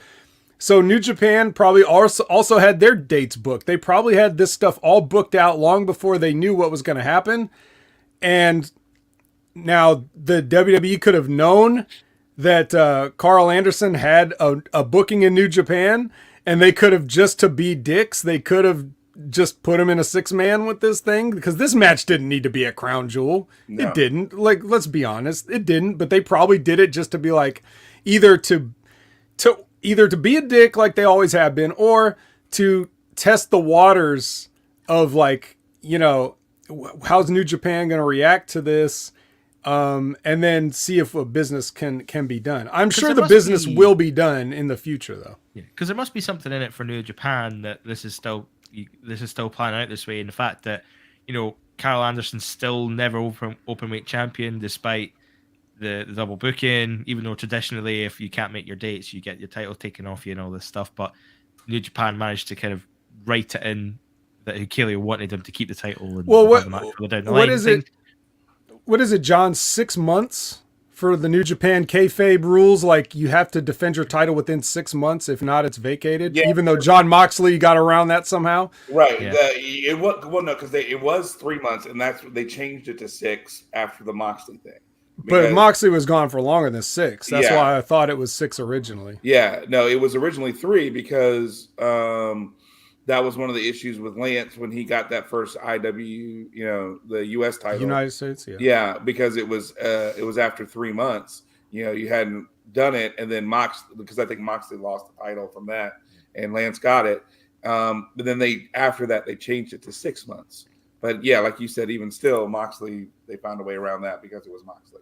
And so, I mean, it's wrestling. It's all made up. So they're going to make it's all made up. They can do whatever they want. Yeah. But it is interesting though, because Triple H, as a wrestling fan, will think that this kind of stuff is way cooler than anybody else would have before him. So he's going to be open to working with stuff with New Japan. So I'm sure that Carl's going to go back there, drop the title to Hikuleo, and then just go on with this stuff. And then they'll probably do something with the future. Because if you saw Battle Autumn, which is what I watched instead of Crown Jewel, Hikuleo destroyed Yujiro Takahashi in like, what was it? Like 28 seconds or something like that. It was like one of the fastest New Japan matches I've ever seen. Right. So they really want to do something with the kid. And why wouldn't you? So that's probably what's going to happen. And as soon as Carl's available for their next big thing, whether it's Wrestle Kingdom or before then, I'm sure he'll go and do business. But also it should be mentioned in this same sort of, you know, sphere of happenings is that, you know, Shinsuke Nakamura is booked for Noah. For Noah in so a match Sheamus. against a Great Muta. So is Sheamus. No, that was a hox. Oh, well, son of a bitch. If you look at it closely at the bottom, it's got definitely not happening. Oh, it was supposed to be Suzuki versus Sheamus is what they were doing. That would be. Well, I got balls sacked. I got excited though. I first saw it. Oh my fucking god! And then I saw a comment underneath it. It's like no. And looked close at the photo and it was like. So I think that'll be cool, and I think that'll be something we see. But I do honestly think that just based on, you know, the timing of how far ahead you have to, you know, get these buildings so that you can run your shows there, I think it was a coincidence. It had to predate, you know, Carl Anderson and Gallows being signed with WWE by many, many, many months. So it was just an unfortunate coincidence, but. And don't you think though that too it makes sense that they would go to WWE and then save this for a Wrestle Kingdom match? That I mean, you know, it's a way. It's bigger visibility for both companies, really, right? And I think that it ends up being better that way, right? Because Battle Autumn, what the hell is that? That's never been a thing. They just made that up. So it's like, even though it's a big show, it doesn't have a history or anything. So Right. why And bother? you could also send AJ Styles and Luke Gallows over there as part of the aesthetic, just to make it more appealing. Of course, they don't have to wrestle; they can just be there with them. Right. That I like that they're, to your guys' point earlier of mentioning it on the commentary. If you notice, they do say stuff like that. They acknowledge that the rest of the wrestling world exists. And that's really, I think, I've said this before, probably with you guys, I think that the only hope that pro wrestling as an art form has a chance of surviving much longer than, a few more years is if you try to get a return to territory systems in a way, and have a freer exchange of talent and less like iron grip from the WWE, trying to be litigious with everybody and just control everybody's lives and stuff. I think we could see that loosening up, and I think it'll be better for everybody in the long run. Also, interesting thought here. January could be a very fun month for New Japan and WWE if this is going to go in a good way. You've got Wrestle Kingdom at the beginning, then the Rumble at the end of January. And then you got that Noah match is January, isn't it? It's in January, 12th. Yes.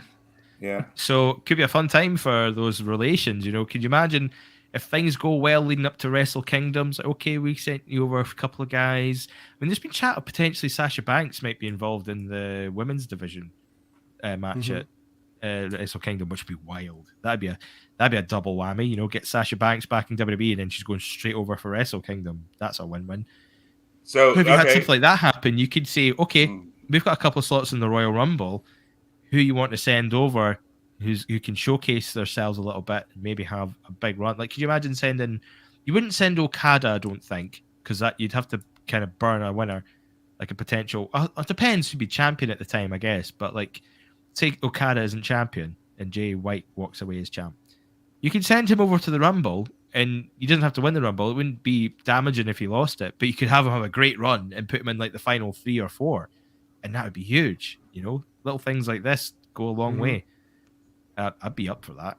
That'd be really cute. And then you've got WrestleMania. Like, you could have a showcase match at WrestleMania. Again, you've got the OC. You could tie that in with the actual Bullet Club, or if you want to go in a different direction, if you wanted to go, I don't know, like international. Could you imagine like Gunther or Tanahashi, something like a match along that sort of ilk? You could have a lot of fun here. That. The doors would be wide. Like, there's more potential. Like, I think there's more potential in a successful Forbidden Door type scenario between New Japan and WWE right now than it would have ever been with AEW.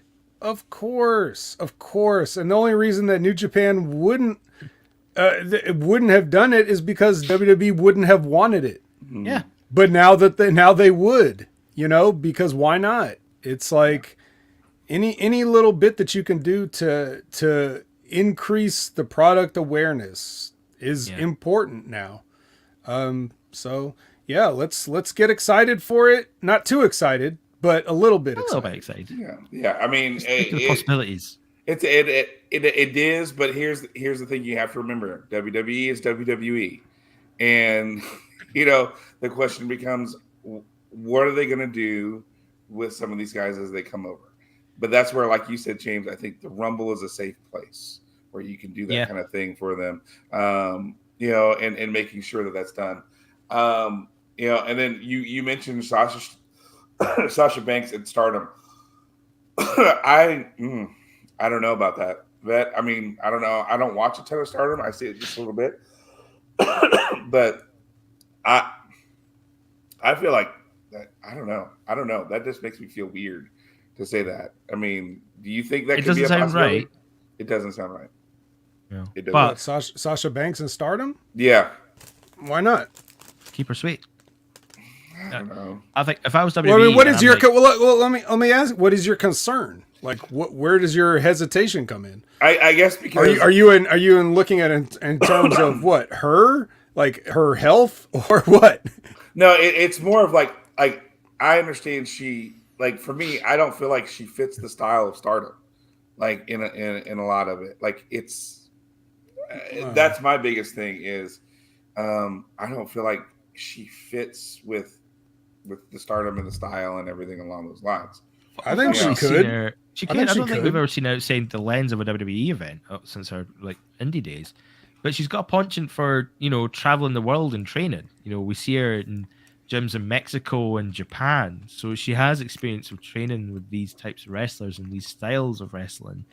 And if she goes to Stardom, she's not wrestling slouches either. She'll have plenty of people there that will help her out and give her a good match. I mean, the chat would have been, if it was going to be a Wrestle Kingdom match, it would have been Kairi Sane and Sasha Banks. So already that's an easy one to make out and work out because they know each other, they've worked together. Sure. They can structure that quite nicely. In terms of like having her there, it's a great move for WWE. If they're getting Sasha Banks back, what a way to keep her sweet and keep her on board by saying, okay, past is in the past. What we'll do is we're going to give you want to go and wrestle in New Japan or Stardom? You want to do this big event? Go for it. On you go. Fly the flag. Prove yourself. Like if you can do that, great and brilliant. We'll bounce off that. It's a little kind of give and take. They'll get a good bit of traction, a bit of notoriety. People will see her as a WWE talent. If she has a great match, great performance, great for them, great for her. And then if she comes back to WWE, win or lose, her stock's up. She'll be happy because she's getting to branch out and do other things. So it's easier to keep her on side when you go to booking decisions. Like, say she loses a title at some point, you're less likely to have her, walk away or kind of throw a strop, as it were. That's maybe being a bit harsh, but have these situations where she has walked away, or like May, basically have what's happened to May happen again. Like, how can you avoid that from happening and make it work for everyone? There's a lot of benefit and positives in there, but I guess this is the other half of it that Elizabeth said eloquently. For the problem, I don't think Sasha is worth the effort. They obviously don't agree because has she been released? True. Okay. That's the thing as well. Is like you could let her go, but the competitive argument. I'm still not a believer that there's an actual competition between AEW and WWE because you don't run at the same time or anything like that. But that mindset will probably be you don't want her to go to the other company. You'd rather keep her and get the benefits out of her than to see her go to AEW and succeed and do them favors as well, which is a very antiquated way of looking at it. But at the same time, that's probably something that's not far past them. The minute Triple H took over, Sasha was like, it's just a matter of time before I come back. That's it. Yeah. There's no, she didn't want to be there with the other regime. She'd love to be there with this regime. They're probably just waiting for the right time. Whenever that time will be the most opportune.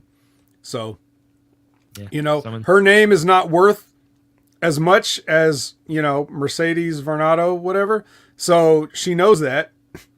That's why she's not trying too hard to be like, let me go, because she knows that the money is Sasha Banks. So if she goes to do some interpromotional thing with a Stardom run, she's going to want to do it as Sasha Banks with the blessing of WWE. So, just keep your eyes peeled. But I mean, as far as like the whole fitting in with Stardom or whatever, anybody can fit in over there. They'll take anybody and, they'll either sink or swim. But I mean, all Sasha Banks has been doing is trying to replicate Japanese lady wrestlers her whole career. So it's not like this whole thing would be unfamiliar to her. But yeah, I think they definitely see the value. WWE does see the value in her, and they're not going to let her go. Yeah. So where are we at? Let's crack on. I'm aware we've got a few other matches to talk about. We've not got a lot of time. Braun Strowman and Omos. Battle of the Giants. Would you believe me? The Monster versus the Giants. Monster versus the Giant. Apparently, Omos said, monsters aren't real, but giants are. Yeah. Would you believe me if I told you this match went on longer than Brock Lesnar and Bobby Lashley? And it was also more entertaining? Yeah. Would you believe me? No, you wouldn't, but it's true. I think it was true anyway. Although it was highlighted from the get-go before the match even happened.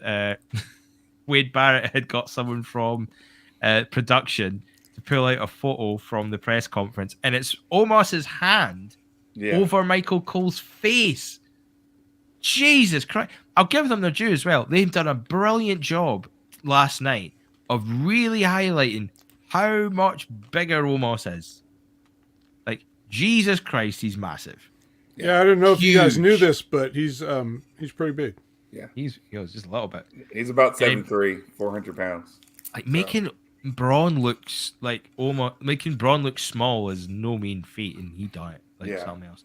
Like that opening test of strength, where even he's like overpowered, because that's a lot of the map. This was like almost just overpowering Braun Strowman. Like the test of strength, the Irish rips into the rope and just pushing them all, just having his way with Braun Strowman, and it was whoa. Yeah, no, dude. Here's the deal. He that threw they basically did a David versus Goliath, and Braun was David. But guys, I heard from a very reliable source, Shawn Michaels, that if you do a test of strength in 2022, people will walk the fuck out. Are you calling Shawn Michaels a liar? All right, anyway, joke over, continue. Well, hey, remember that it's in Saudi Arabia, so there's guys at the door with guns who were probably not letting people leave. Oh. This has got to be the exception to the rule anyway. So they wanted to leave. They were like, oh, test of strength. Fuck the rest of this show. I'm out of here. And then they saw the guns and were like, okay, I'll stay. Apparently, at some point, security guards were yelling at kids in the front row, too. So yeah, that was funny. I think that was more. You guys are having too much fun. That was it. I think that was all it was. They were having too much fun, just being little shits. Like, calm it down. Get back to your seats and behave yourself. Yeah, those chats are okay.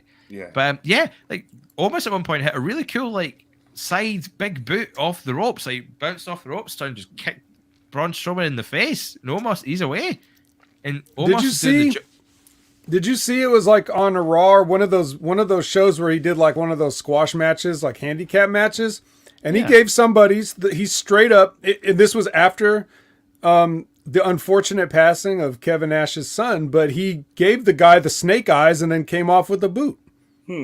There's no way that wasn't a tribute to Kevin Nash, because I know Kevin Nash had been down in NXT because they want him to talk to guys like Omos and stuff, because who else are they going to teach to work like that? Right. And that's where the line, the joke I just made came from. The whole, if you do a test of strength, they'll walk the fuck out. Sean was talking to Kevin Nash saying that. Yeah. So, I think Omos is like paying a little more tribute to Kevin like lately. Yeah. Okay. But to be fair, I thought Omos did a great job of just like being the powerhouse in the match and just working that psychology of like, it doesn't take much. It's not like it doesn't have to be like a technical powerhouse. Like for me, psychology has got a good story and then something to think about. And there's there's a challenge there for Braun Strowman that might be just a little bit too much. And I thought that was what made it so good. That like Omos is showing his strength and his power, and Braun just looking utterly deflated and destroyed. He was struggling. Like, he couldn't get his offense going. There was a point I think he tried to run for a clothesline and just got bounced off. Whoa! It was, and I mean this is weird to say. It was a David and Goliath match. Yeah. Where Braun was David trying to figure out how to slay Goliath, and which is not normally the case. So you're not seeing Braun in a vulnerable position like this. So it made it that much more intriguing because I mean Braun eventually did get the win, but he counters that double-handed choke slam and tries to. I love that as well. He's like, the double-handed choke slam. He's trying to pull it off and just proper making a big meal of it. Yeah, to break it, and then he was gone. He's like ah. Sorry, I've just done my throat there, but just proper screaming and just showing that. It's like holy shit, he has got that strength about him. He's strong, powerful, and then hit the power slam. Only hit one though. Yeah. But here, okay, and people are saying one power slam. Okay, I get it. But remember, this is Omos, who's not used to being picked up and slammed. Yeah. So the theory is this is not something he's used to. So you got picked up, run, and thrown into the ground, and so it's a believable finish because he doesn't train for that kind of, he's not prepared for that kind of thing. When was he ever taken off his feet, picked up, and slammed? Also, they've done it. What I liked about it is they've done it in such a way that it felt like a lucky punch. Yeah. Remember that line? Which was the theme of the line. It was the theme of the night. Yeah. Like, that was his only real bit of offense, apart from countering the choke slam and got that power slam, and it was a quick 1, 2, 3, and he was out of there. He was knackered. Like, if that went on a bit longer and it went a different way, he's losing. So they've done that quite well. It just felt like it was more entertaining to me than Strowman and Lashley, Lesnar and Lashley, just for that, just seeing that Omos was standing there as a talent, as not talent, but as a challenge, an absolute towering beast that even Braun Strowman struggles to deal with. That match done more for Omos than anyone's done for him in his entire run in WWE, and gotta give Strowman his due. Like, fair play to that. Like, I'd watch it again. Like, if you say we're gonna have this match, we're going to do it a certain way, cool, I'll do it again, because I could buy into the story where Strowman can come out and says, "I've got the win, but I'm not happy with how it is. I can beat you. I can properly beat you." But, oh, you guys are making me excited to fire up Peacock and watch this great contest. Oh yeah, I mean, I might walk out of the room when they do the test of strength, but I'll come back in time to see the finish. Because there's nobody with a gun keeping you in the room.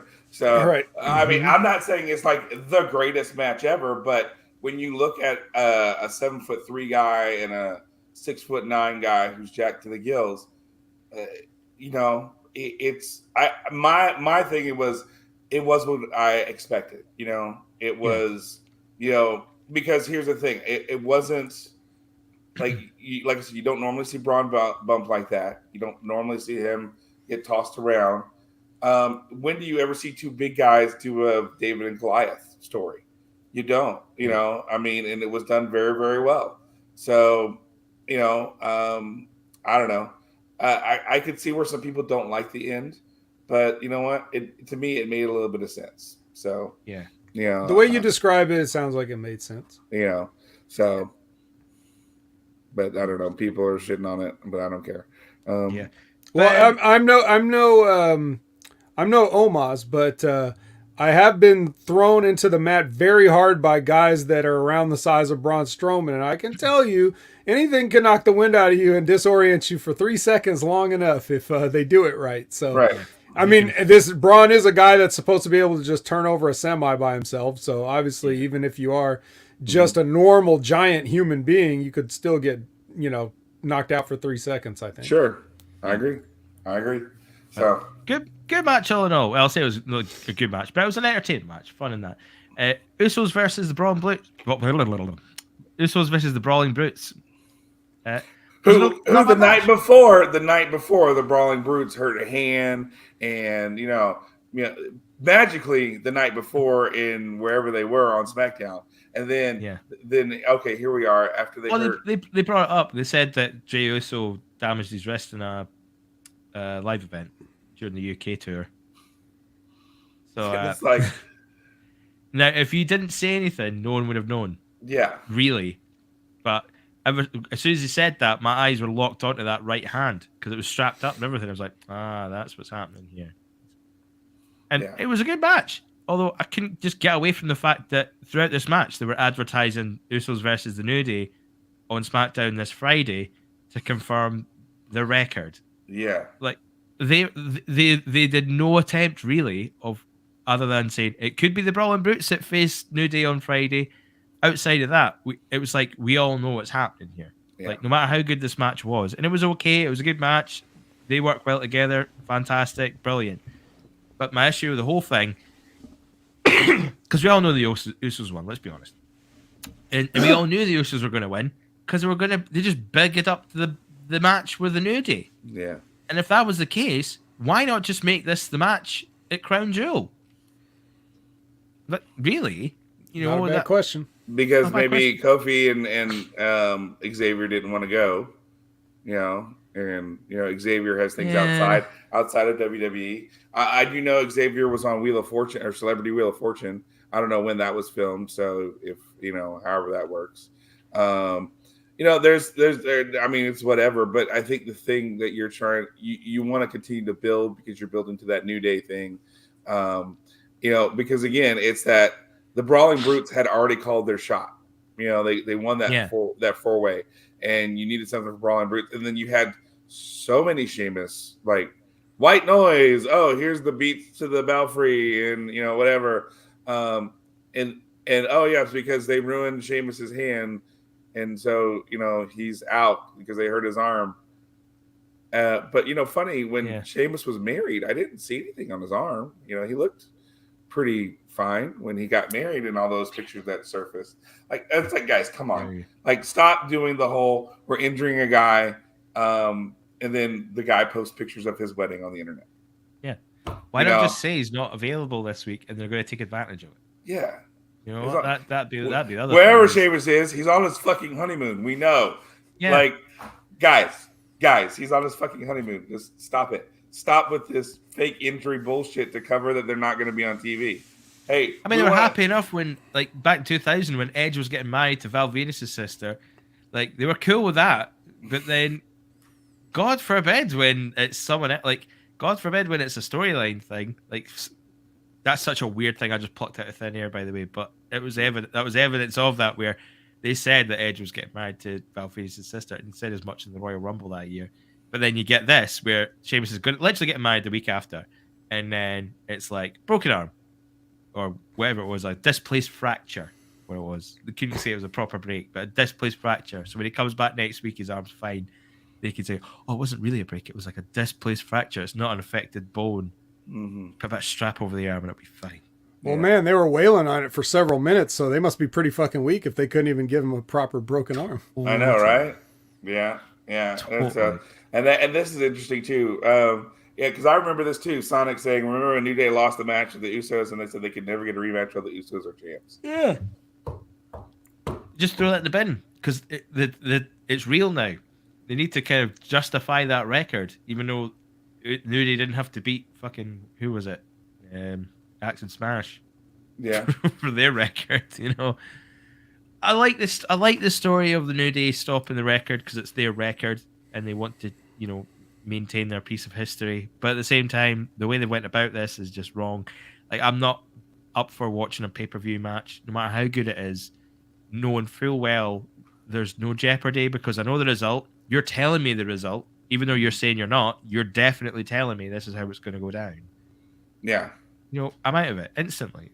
It's a shame for the Brawling Brutes because they've had a great run. They've done some great wrestling. Pete Dunne's really had a great chance to showcase himself. Ridge Holland's improving by the week. So to have that sort of approach on commentary just does such an injustice for them as well. You know, to make that seem, these guys are not as important as the New Day match on Friday. You know, this Friday, that's the match. That's the big match. That's the real one. Because what's the point of having the match with the New Day next Friday if the Brawling Brutes win? There's none whatsoever. You know, like, there's no stakes for that. There's just, they're going to wrestle the New Day for the tag titles. It's not got the same flavor as a 800-day odd day record on the line. It's just, killed it for me. I'm disappointed in them for that. Good commentary for the majority of the show, apart from that one match. And I think it was just because they were too busy having to sell what's happening on Friday than they were what's going on. But, exactly. Hey ho. We're nearly there. We get to talk about the last women's standing match now. Bianca Belair versus Bayley. Didn't quite go to plan. They had some good ideas, but the execution was maybe not quite a 10.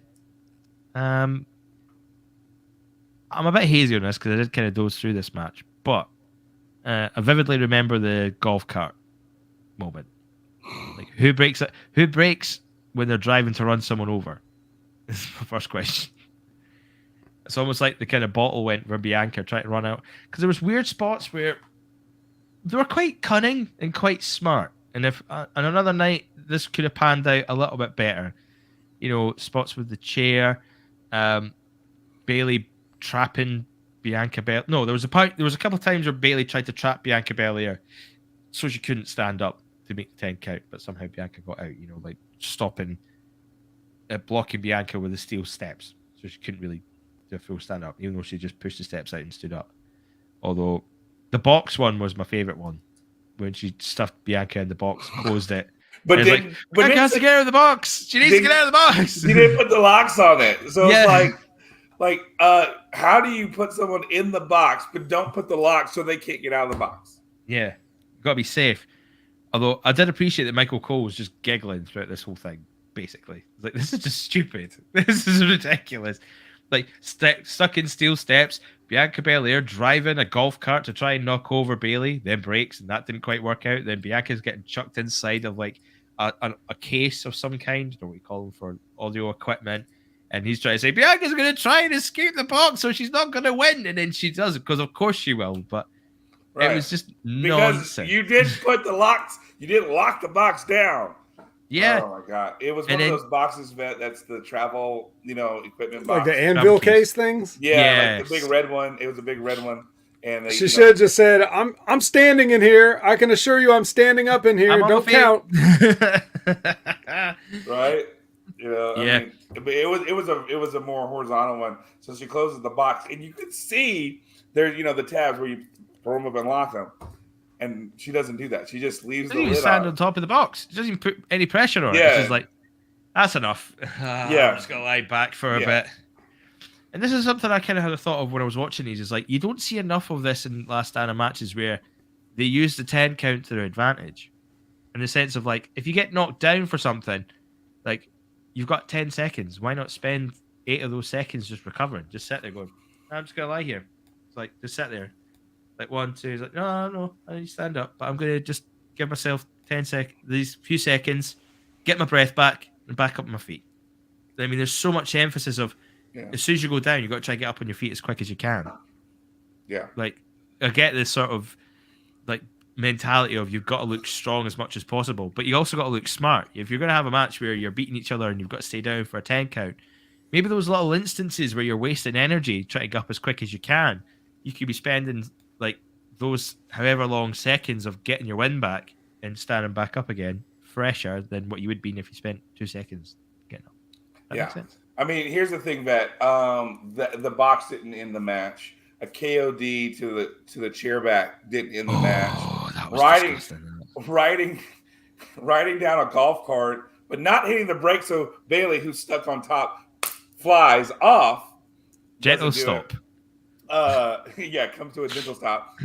Then taking Bayley, missing the table, but you could see the crease where she missed because the table didn't break fully. So then you have to give her a powerbomb through the table. Didn't end the match. It took smushing Bayley between a ladder and then shoving it under the ropes. So that almost didn't work either. Yeah, so she couldn't get out, which didn't work. But that's how you beat the 10 count. Well, you say put it under the ropes. Let's give it more credit when it's due. She stuffs it under the turnbuckle. Right. Yeah. That gives it like extra in the resistance. corner.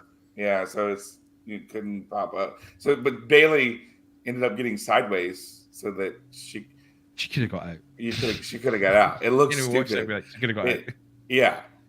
Exactly. They needed a Yano match where they break out the duct tape. Mm-hmm. Yeah. Hey, be Yano, duct tape them. And then they can't, and then you win, right? But then you got to talk about Alberto Del Rio, and no one wants to do that. Yeah. Well, I didn't watch 1 second of this, but it sounds like it was a wonderful time had by all. It was okay. Nothing really worked out in that match. A bit of a shame for them, but hey, that sucks too. Because as a worker, you could feel it when it's happening. Yeah. You're like, oh my god. And then when you go back and watch it, you're like, oh, it's not as bad as it felt. But that doesn't mean that doesn't mean that how it looks still looks good. It just means that however bad it looked to you guys, they probably felt like they were drowning out there. Yeah. So I think there was moments where you could feel it. But they tried to power through it. Like, it's all you can do sometimes is just try and power through it and do what you can. So you give them the credit there. But hopefully that's the end of this. There's no more reason why Bayley should be chasing this title now. That's 3 in a row that she's lost. So no thank you anymore. No thank you. Thank you very much. Damage control, very effective. Yeah. Oh my. Exactly. I was getting really excited. To talk about Roman Reigns and Logan Paul here, and then I just remembered. Nope. We'll do a Bray Wyatt segment. We got to do a Bray Wyatt in-ring segment during a premium live event that does nothing for nobody for no reason. Full entrance? Full entrance. Okay. Full entrance. All right. The only thing that was good about this is his entrance music is fucking fire. I love it. I don't like his entrance music, John. What do you think about that? None of this anymore. I like none of this anymore. Damn. Right. Yeah. The music is fine. Everything else, I was like, whatever. The music is it's a good like if you heard that song on the radio, I'd be like, I like this song. It's good. But everything else is Speak like, for yourself, pal. I'm out. I'm fully out on Bray Wyatt. I said it last week on the show. I'm out. It feels like he's taking his personal struggles with bipolarism and putting it on screen, which What is he even so cringy. talking about? What It's is he even so talking about last cringy. week? Well, that's the whole point. Like it's like he's literally dealing with his mental health issues on screen in the most uncomfortable way. Not like last night at the show where Jackson Stone has a live Jackson Talks and has Mike Bennett there with him, and they talk mental health and things you can do in a nice genuine conversation. This feels so disingenuous and yucky that I'm just like, I don't want to deal with this anymore. But they do it in the way that they say, "Oh, we know it though. We know it's this bad," because they have the Uncle Howdy shit as well, which I don't like any of this. I don't like it. Take a deep breath, James. Take a deep breath. I hate it so much. He comes out, spouts nonsense, talks about coming from a wrestling family, made a point to say that I come from a wrestling family, then goes on a bit of a ramble, then talks about wearing a mask, then talks about how wearing the mask makes him feel and how it made him feel and how he lost his friends like he had friends when he was fucking the Fiend or anything like that, and done all this stuff. Talked about doing horrible things. He said it was hard to quit. Talks about being alone. I'm just kind of looking at my notes here as well. And then people are saying, "Oh, we love you." Like they do a "we still love you" chant. And he's like, "No, you don't. No one loves me. I don't even love me." Weird thing to say there as well. I think that kind of brings it to the health thing, I suppose. And then he's here. He wants to be remembered in a particular way. His name is Bray Wyatt. He's going to put his name down in history. Then the video comes in, and then Uncle Howdy comes out. And God, I find it hard enough to decipher what Bray Wyatt talks about now and again. But then this Uncle Howdy character appears, and it's like fucking sorting out the Da Vinci Code. Up on the screen again? Yeah, on the screen. This time, though, to be fair, they actually showed Bray Wyatt watching this video this time, as opposed to just cutting right over to that. Was also an awkward ending. So you had like the Uncle Howdy talk about, I don't even know what he was talking about, but it was definitely Bray Wyatt doing this promo this time. It wasn't someone else. It was Bray Wyatt the last time too. Yeah, I was kind of hoping it was Bo Dallas, but because it was close to it, but then it turns out it's not. But no, that's their way of thinking that they're really smart by putting Easter eggs in there to throw you off the scent. Mm-hmm. Yeah. But everything about this just was a waste of time. Like, everything about this from the beginnings have been a waste of time. You had that great moment at Extreme Rules, brilliant. And then all we've had for the weeks and weeks of this is the same kind of promo, him just walking out to his music, talk for 2 minutes about whatever, and then this guy in the mask appears and talks total bollocks for another minute, and then it cuts out and the show ends. Yeah, it does. It really does look like the Oz mask. Don't like it. I mean, am I supposed to be scared? Am I supposed to be intrigued? Is this supposed to be like a higher power? I don't know what any of this is leading to, or what it's supposed to be. Like even the Alexa Bliss stuff early in the night, to me, just made it seem even weirder. Like, we don't even know what's going on with Bray, and now you've got to expect me to be like, "Oh, Alexa Bliss could be involved in this somehow." Oh. No, I'm not for it. I think they expect you to look at this stuff and say, "This is such genius, it's over my head. I can't hope to understand it. I'll just try to enjoy it." I think that's what they think. I think they think they're doing something really deep. They think they're doing something really creative. They think that they've got a twist coming that nobody will see, even though we've already seen it. And we already talked about it. Like you and I talked about it last week. It's like, this is just Bray doing both characters, isn't it? And he's going to have a cinematic match with himself. Like, this is all that it's going to end up being. And I guess to people of lower levels of intelligence, this does seem deep. Yeah. But for more discerning fans of entertainment, this is just trash. So it's just a question of how long are they going to continue to shovel it and expect us to just gobble it up. Some of us never have. Pick someone. And pick a target now. Cold-Blooded says, only bringing back Rowan would save the story at this point. Rowan is never the answer to anything, Cold-Blooded. I'm sorry. He's never the answer. That's never not him nor his pet tarantula or what any other things that that he does. He just needs a direction. He needs to pick a target and go for them. Like that's what this needs. None of this inward reflection bullshit. I'd rather have the inward reflection bullshit come around in between all this stuff with this particular person. Say he went for, I don't know, say he went for a Drew McIntyre or someone like a Drew McIntyre or a Rey Mysterio, someone of those ilk, and then you have him just attack them, do these horrible things that he says he's going to do, and then maybe he has these inward reflective moments. He's like, I don't really want to do this, but I have to. I'm compelled. I don't know. But anything's better than this, right? Just to be clear, James with his thick Scottish accent is saying inward, not N-word. Okay. Not People not think I was saying N-word. the N-word, not N-word. Yeah, N-word reflection. Like, should we say it? No, don't say it. No. He was saying inward, INWARD.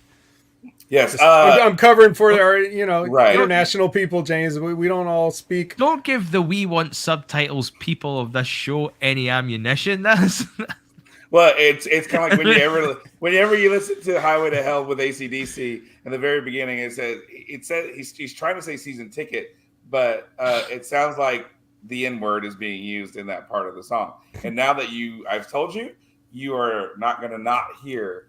that now. Yeah, Caesar. It says season ticket on a one-way ride, but it says Caesar N-word on a one-way ride. Somebody actually thought they would just commercially release one of the most used songs of all time, and just have that in it, and everybody had been okay with it all these years. Right, but here's the thing: because it's so jumbled, you can't really make it out. So, it's bad. It's very like, ooh, okay. Now that I've heard it, I can see where someone could hear, that kind of thing. So, it's funny. It's very, very funny. I guess we got to talk about Logan Paul, who apparently. Whoa! Wow! Yeah. Let's be fair. We got to be fair to Logan Paul here, as much as we dislike him. Well, who apparently blew out his ACL, MCL, and his meniscus. Last Way to night. do it though. Yeah. Doing what? That's what I'm trying to figure out. I watched the match. Everyone thinks it's the buckshot lariat. Everyone thinks he hits it a bit hard and then he goes for it. But it could have been anywhere because he did like a big frog splash from the top rope to the table at one point as well. He did which he live recorded on his phone and posted that was on incredible. Fair play to him. Like Twitter or whatever and Instagram. Yeah. He had his phone out, so he had his phone like this, jumping from the post to the table and recorded the whole while thing. filming himself. Another point he could have done it is when he tried that phenomenal forearm. He went. Did you see that? Like he went high. He like I don't know how much like bounce he got off those ropes because he just went flying. Yeah, because it was a sort of went for doing a phenomenal forearm into an uppercut, which was just sensationally done. It was like I can't really exaggerate. Like I can't really puff him up too much, but I can't really hide from the fact that Logan Paul was probably the best worker on this whole card, which is nonsense when you think about it. And that's not to be like disrespectful to anyone. It's like the stuff that he was doing, however they've worked this out, how much planning and training and rehearsing they've done for this. Like, wow, he looked $1 million. He looked incredible. Some of the stuff he done, like really good wrestling. Just to be clear, he did like a selfie splash thing. Yes. So Austin Theory's sitting backstage like, God damn it. Yeah. Game over. Yeah, it's over for Theory now. Yeah, because it was a live video that got posted to Instagram. He basically turns on his phone. And I mean, he's live on Instagram doing this, holding it out as he's on top of the post to jump onto the announce table where Roman's at. And he does it and lands it holding his phone the whole time. So wrestling's 100% real, so I mean, let's put it this way: he had very good spots, but you could tell this was a match carried by Roman.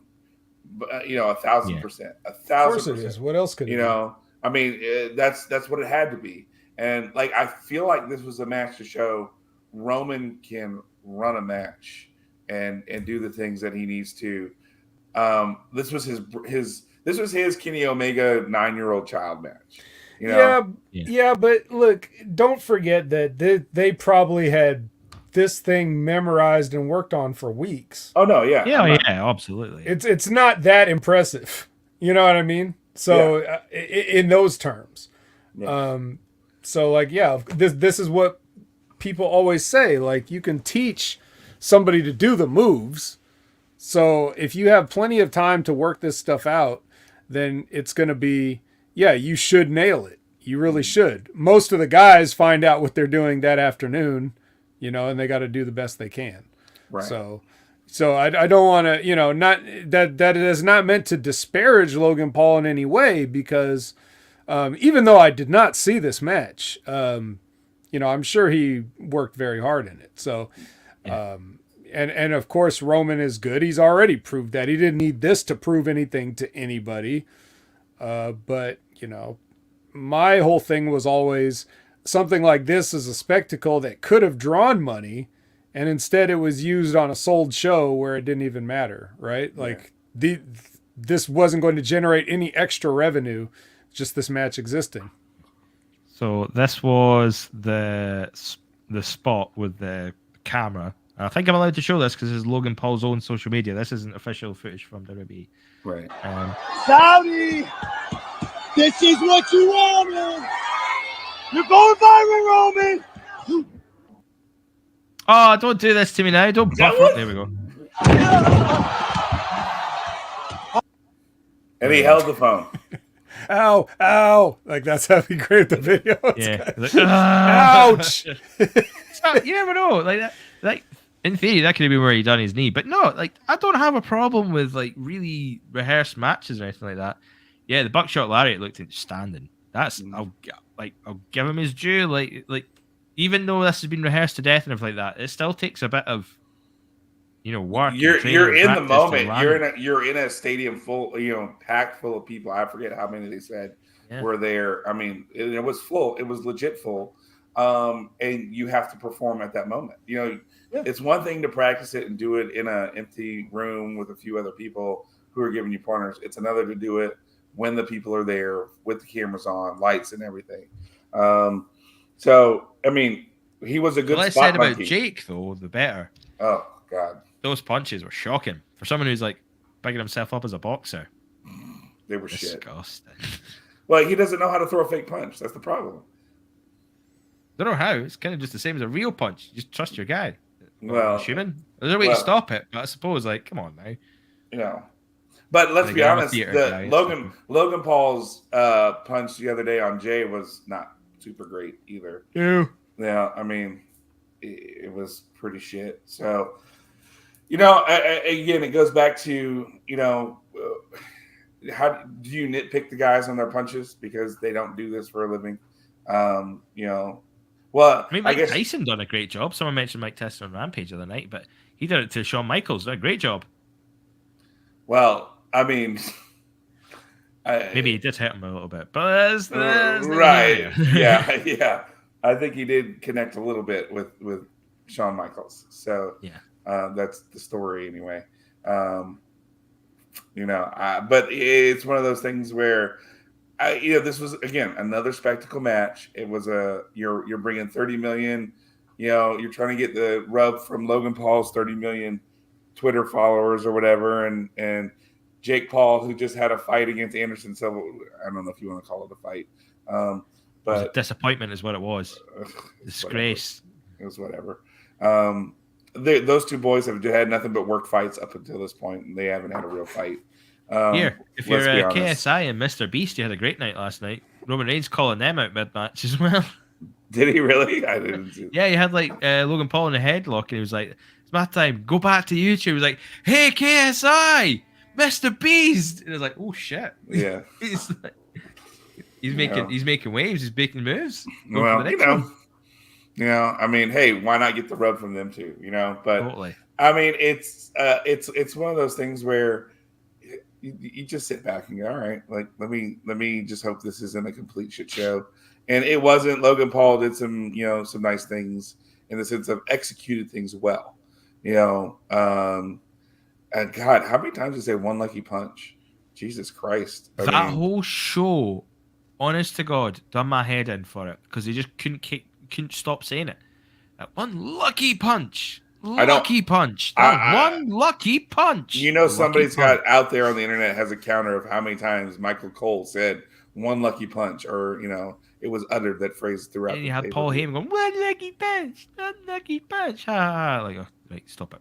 I've had enough of this. That was. They just drag it out to death. Like, as great as a tagline, but you don't have to say it every sentence. Did they have a moment where he hit him with a punch and they treated it as a near fall that was going to be the end? Yep. Okay. Well, you didn't see that one coming.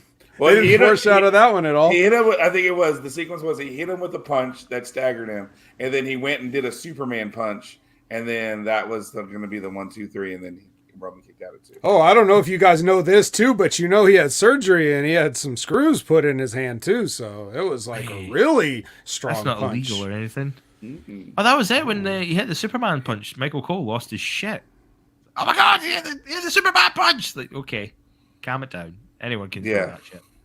Yeah. Although I thought you should have called it like a golf announcer, like, and Logan Paul with the Superman punch. Yeah, that's right. And we have a 1, 2. Oh, and he kicks out on 3. They hold that little quiet thing up. It's like, yeah. All you kids in the front row, quiet. Quiet. By the way, last night at the wrestling show I was at, apparently there is a professional wrestler who does that gimmick. His name is Dale Springs, and he comes out as a wrestler, and he has the quiet, nice, like tag and everything like that. So I saw him wrestle. Just reminds me that Robin Williams used to have this brilliant bit about sports. He talks about commentators, and then it's with golf. Who's like, "Can everyone be quiet, please? I'd like to hear the grass grow." Par 4. I used to love that sort of stuff. But you know, one thing I would have changed in this whole match is you have Logan Paul hit the lucky punch, but Roman Reigns no sells it. It does fuck all. It's like, oh no, we have to work this out. Like, you'd have the same match almost beat for beat, but the first time it happens where Logan Paul throws that punch and it hits Roman Reigns, and then you have Michael go, oh my God, he hit him with a punch, but Roman Reigns just stands there, just takes it, just brushes it off. There you go.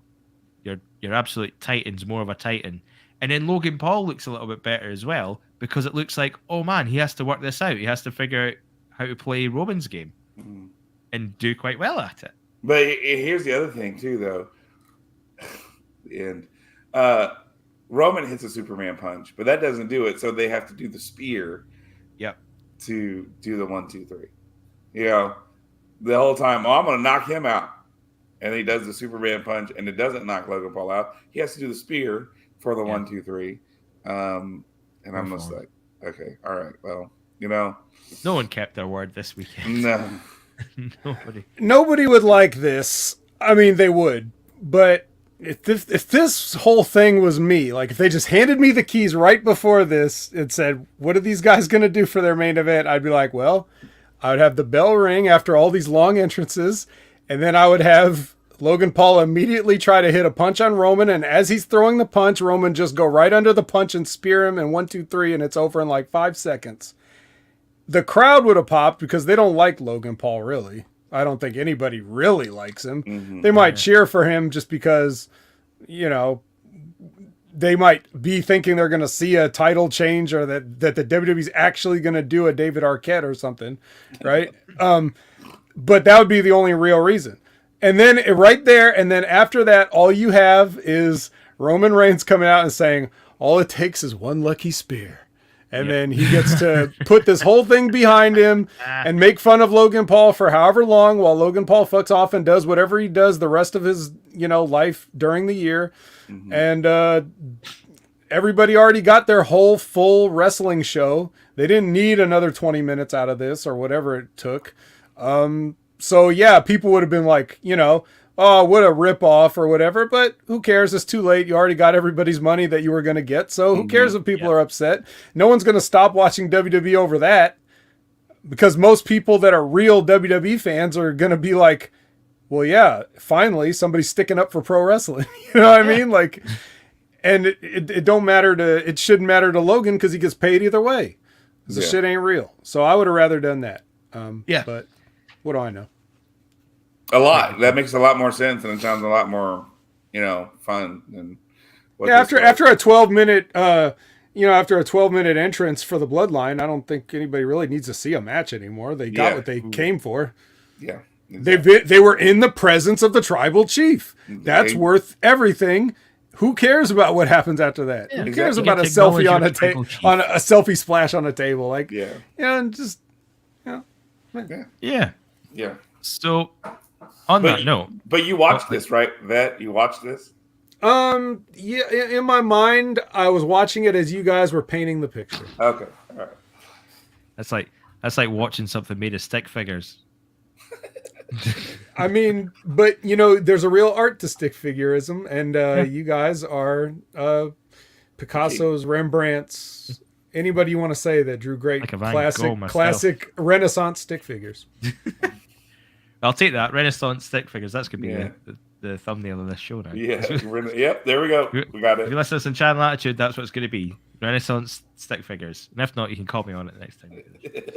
But speaking of, anything else want to close out on before we call this a day? We've had quite a bit of a show, quite a bumper show this one. 2 hours and 20 minutes. Good turnout on the chat, by the way. Thank you so much for your time and attention.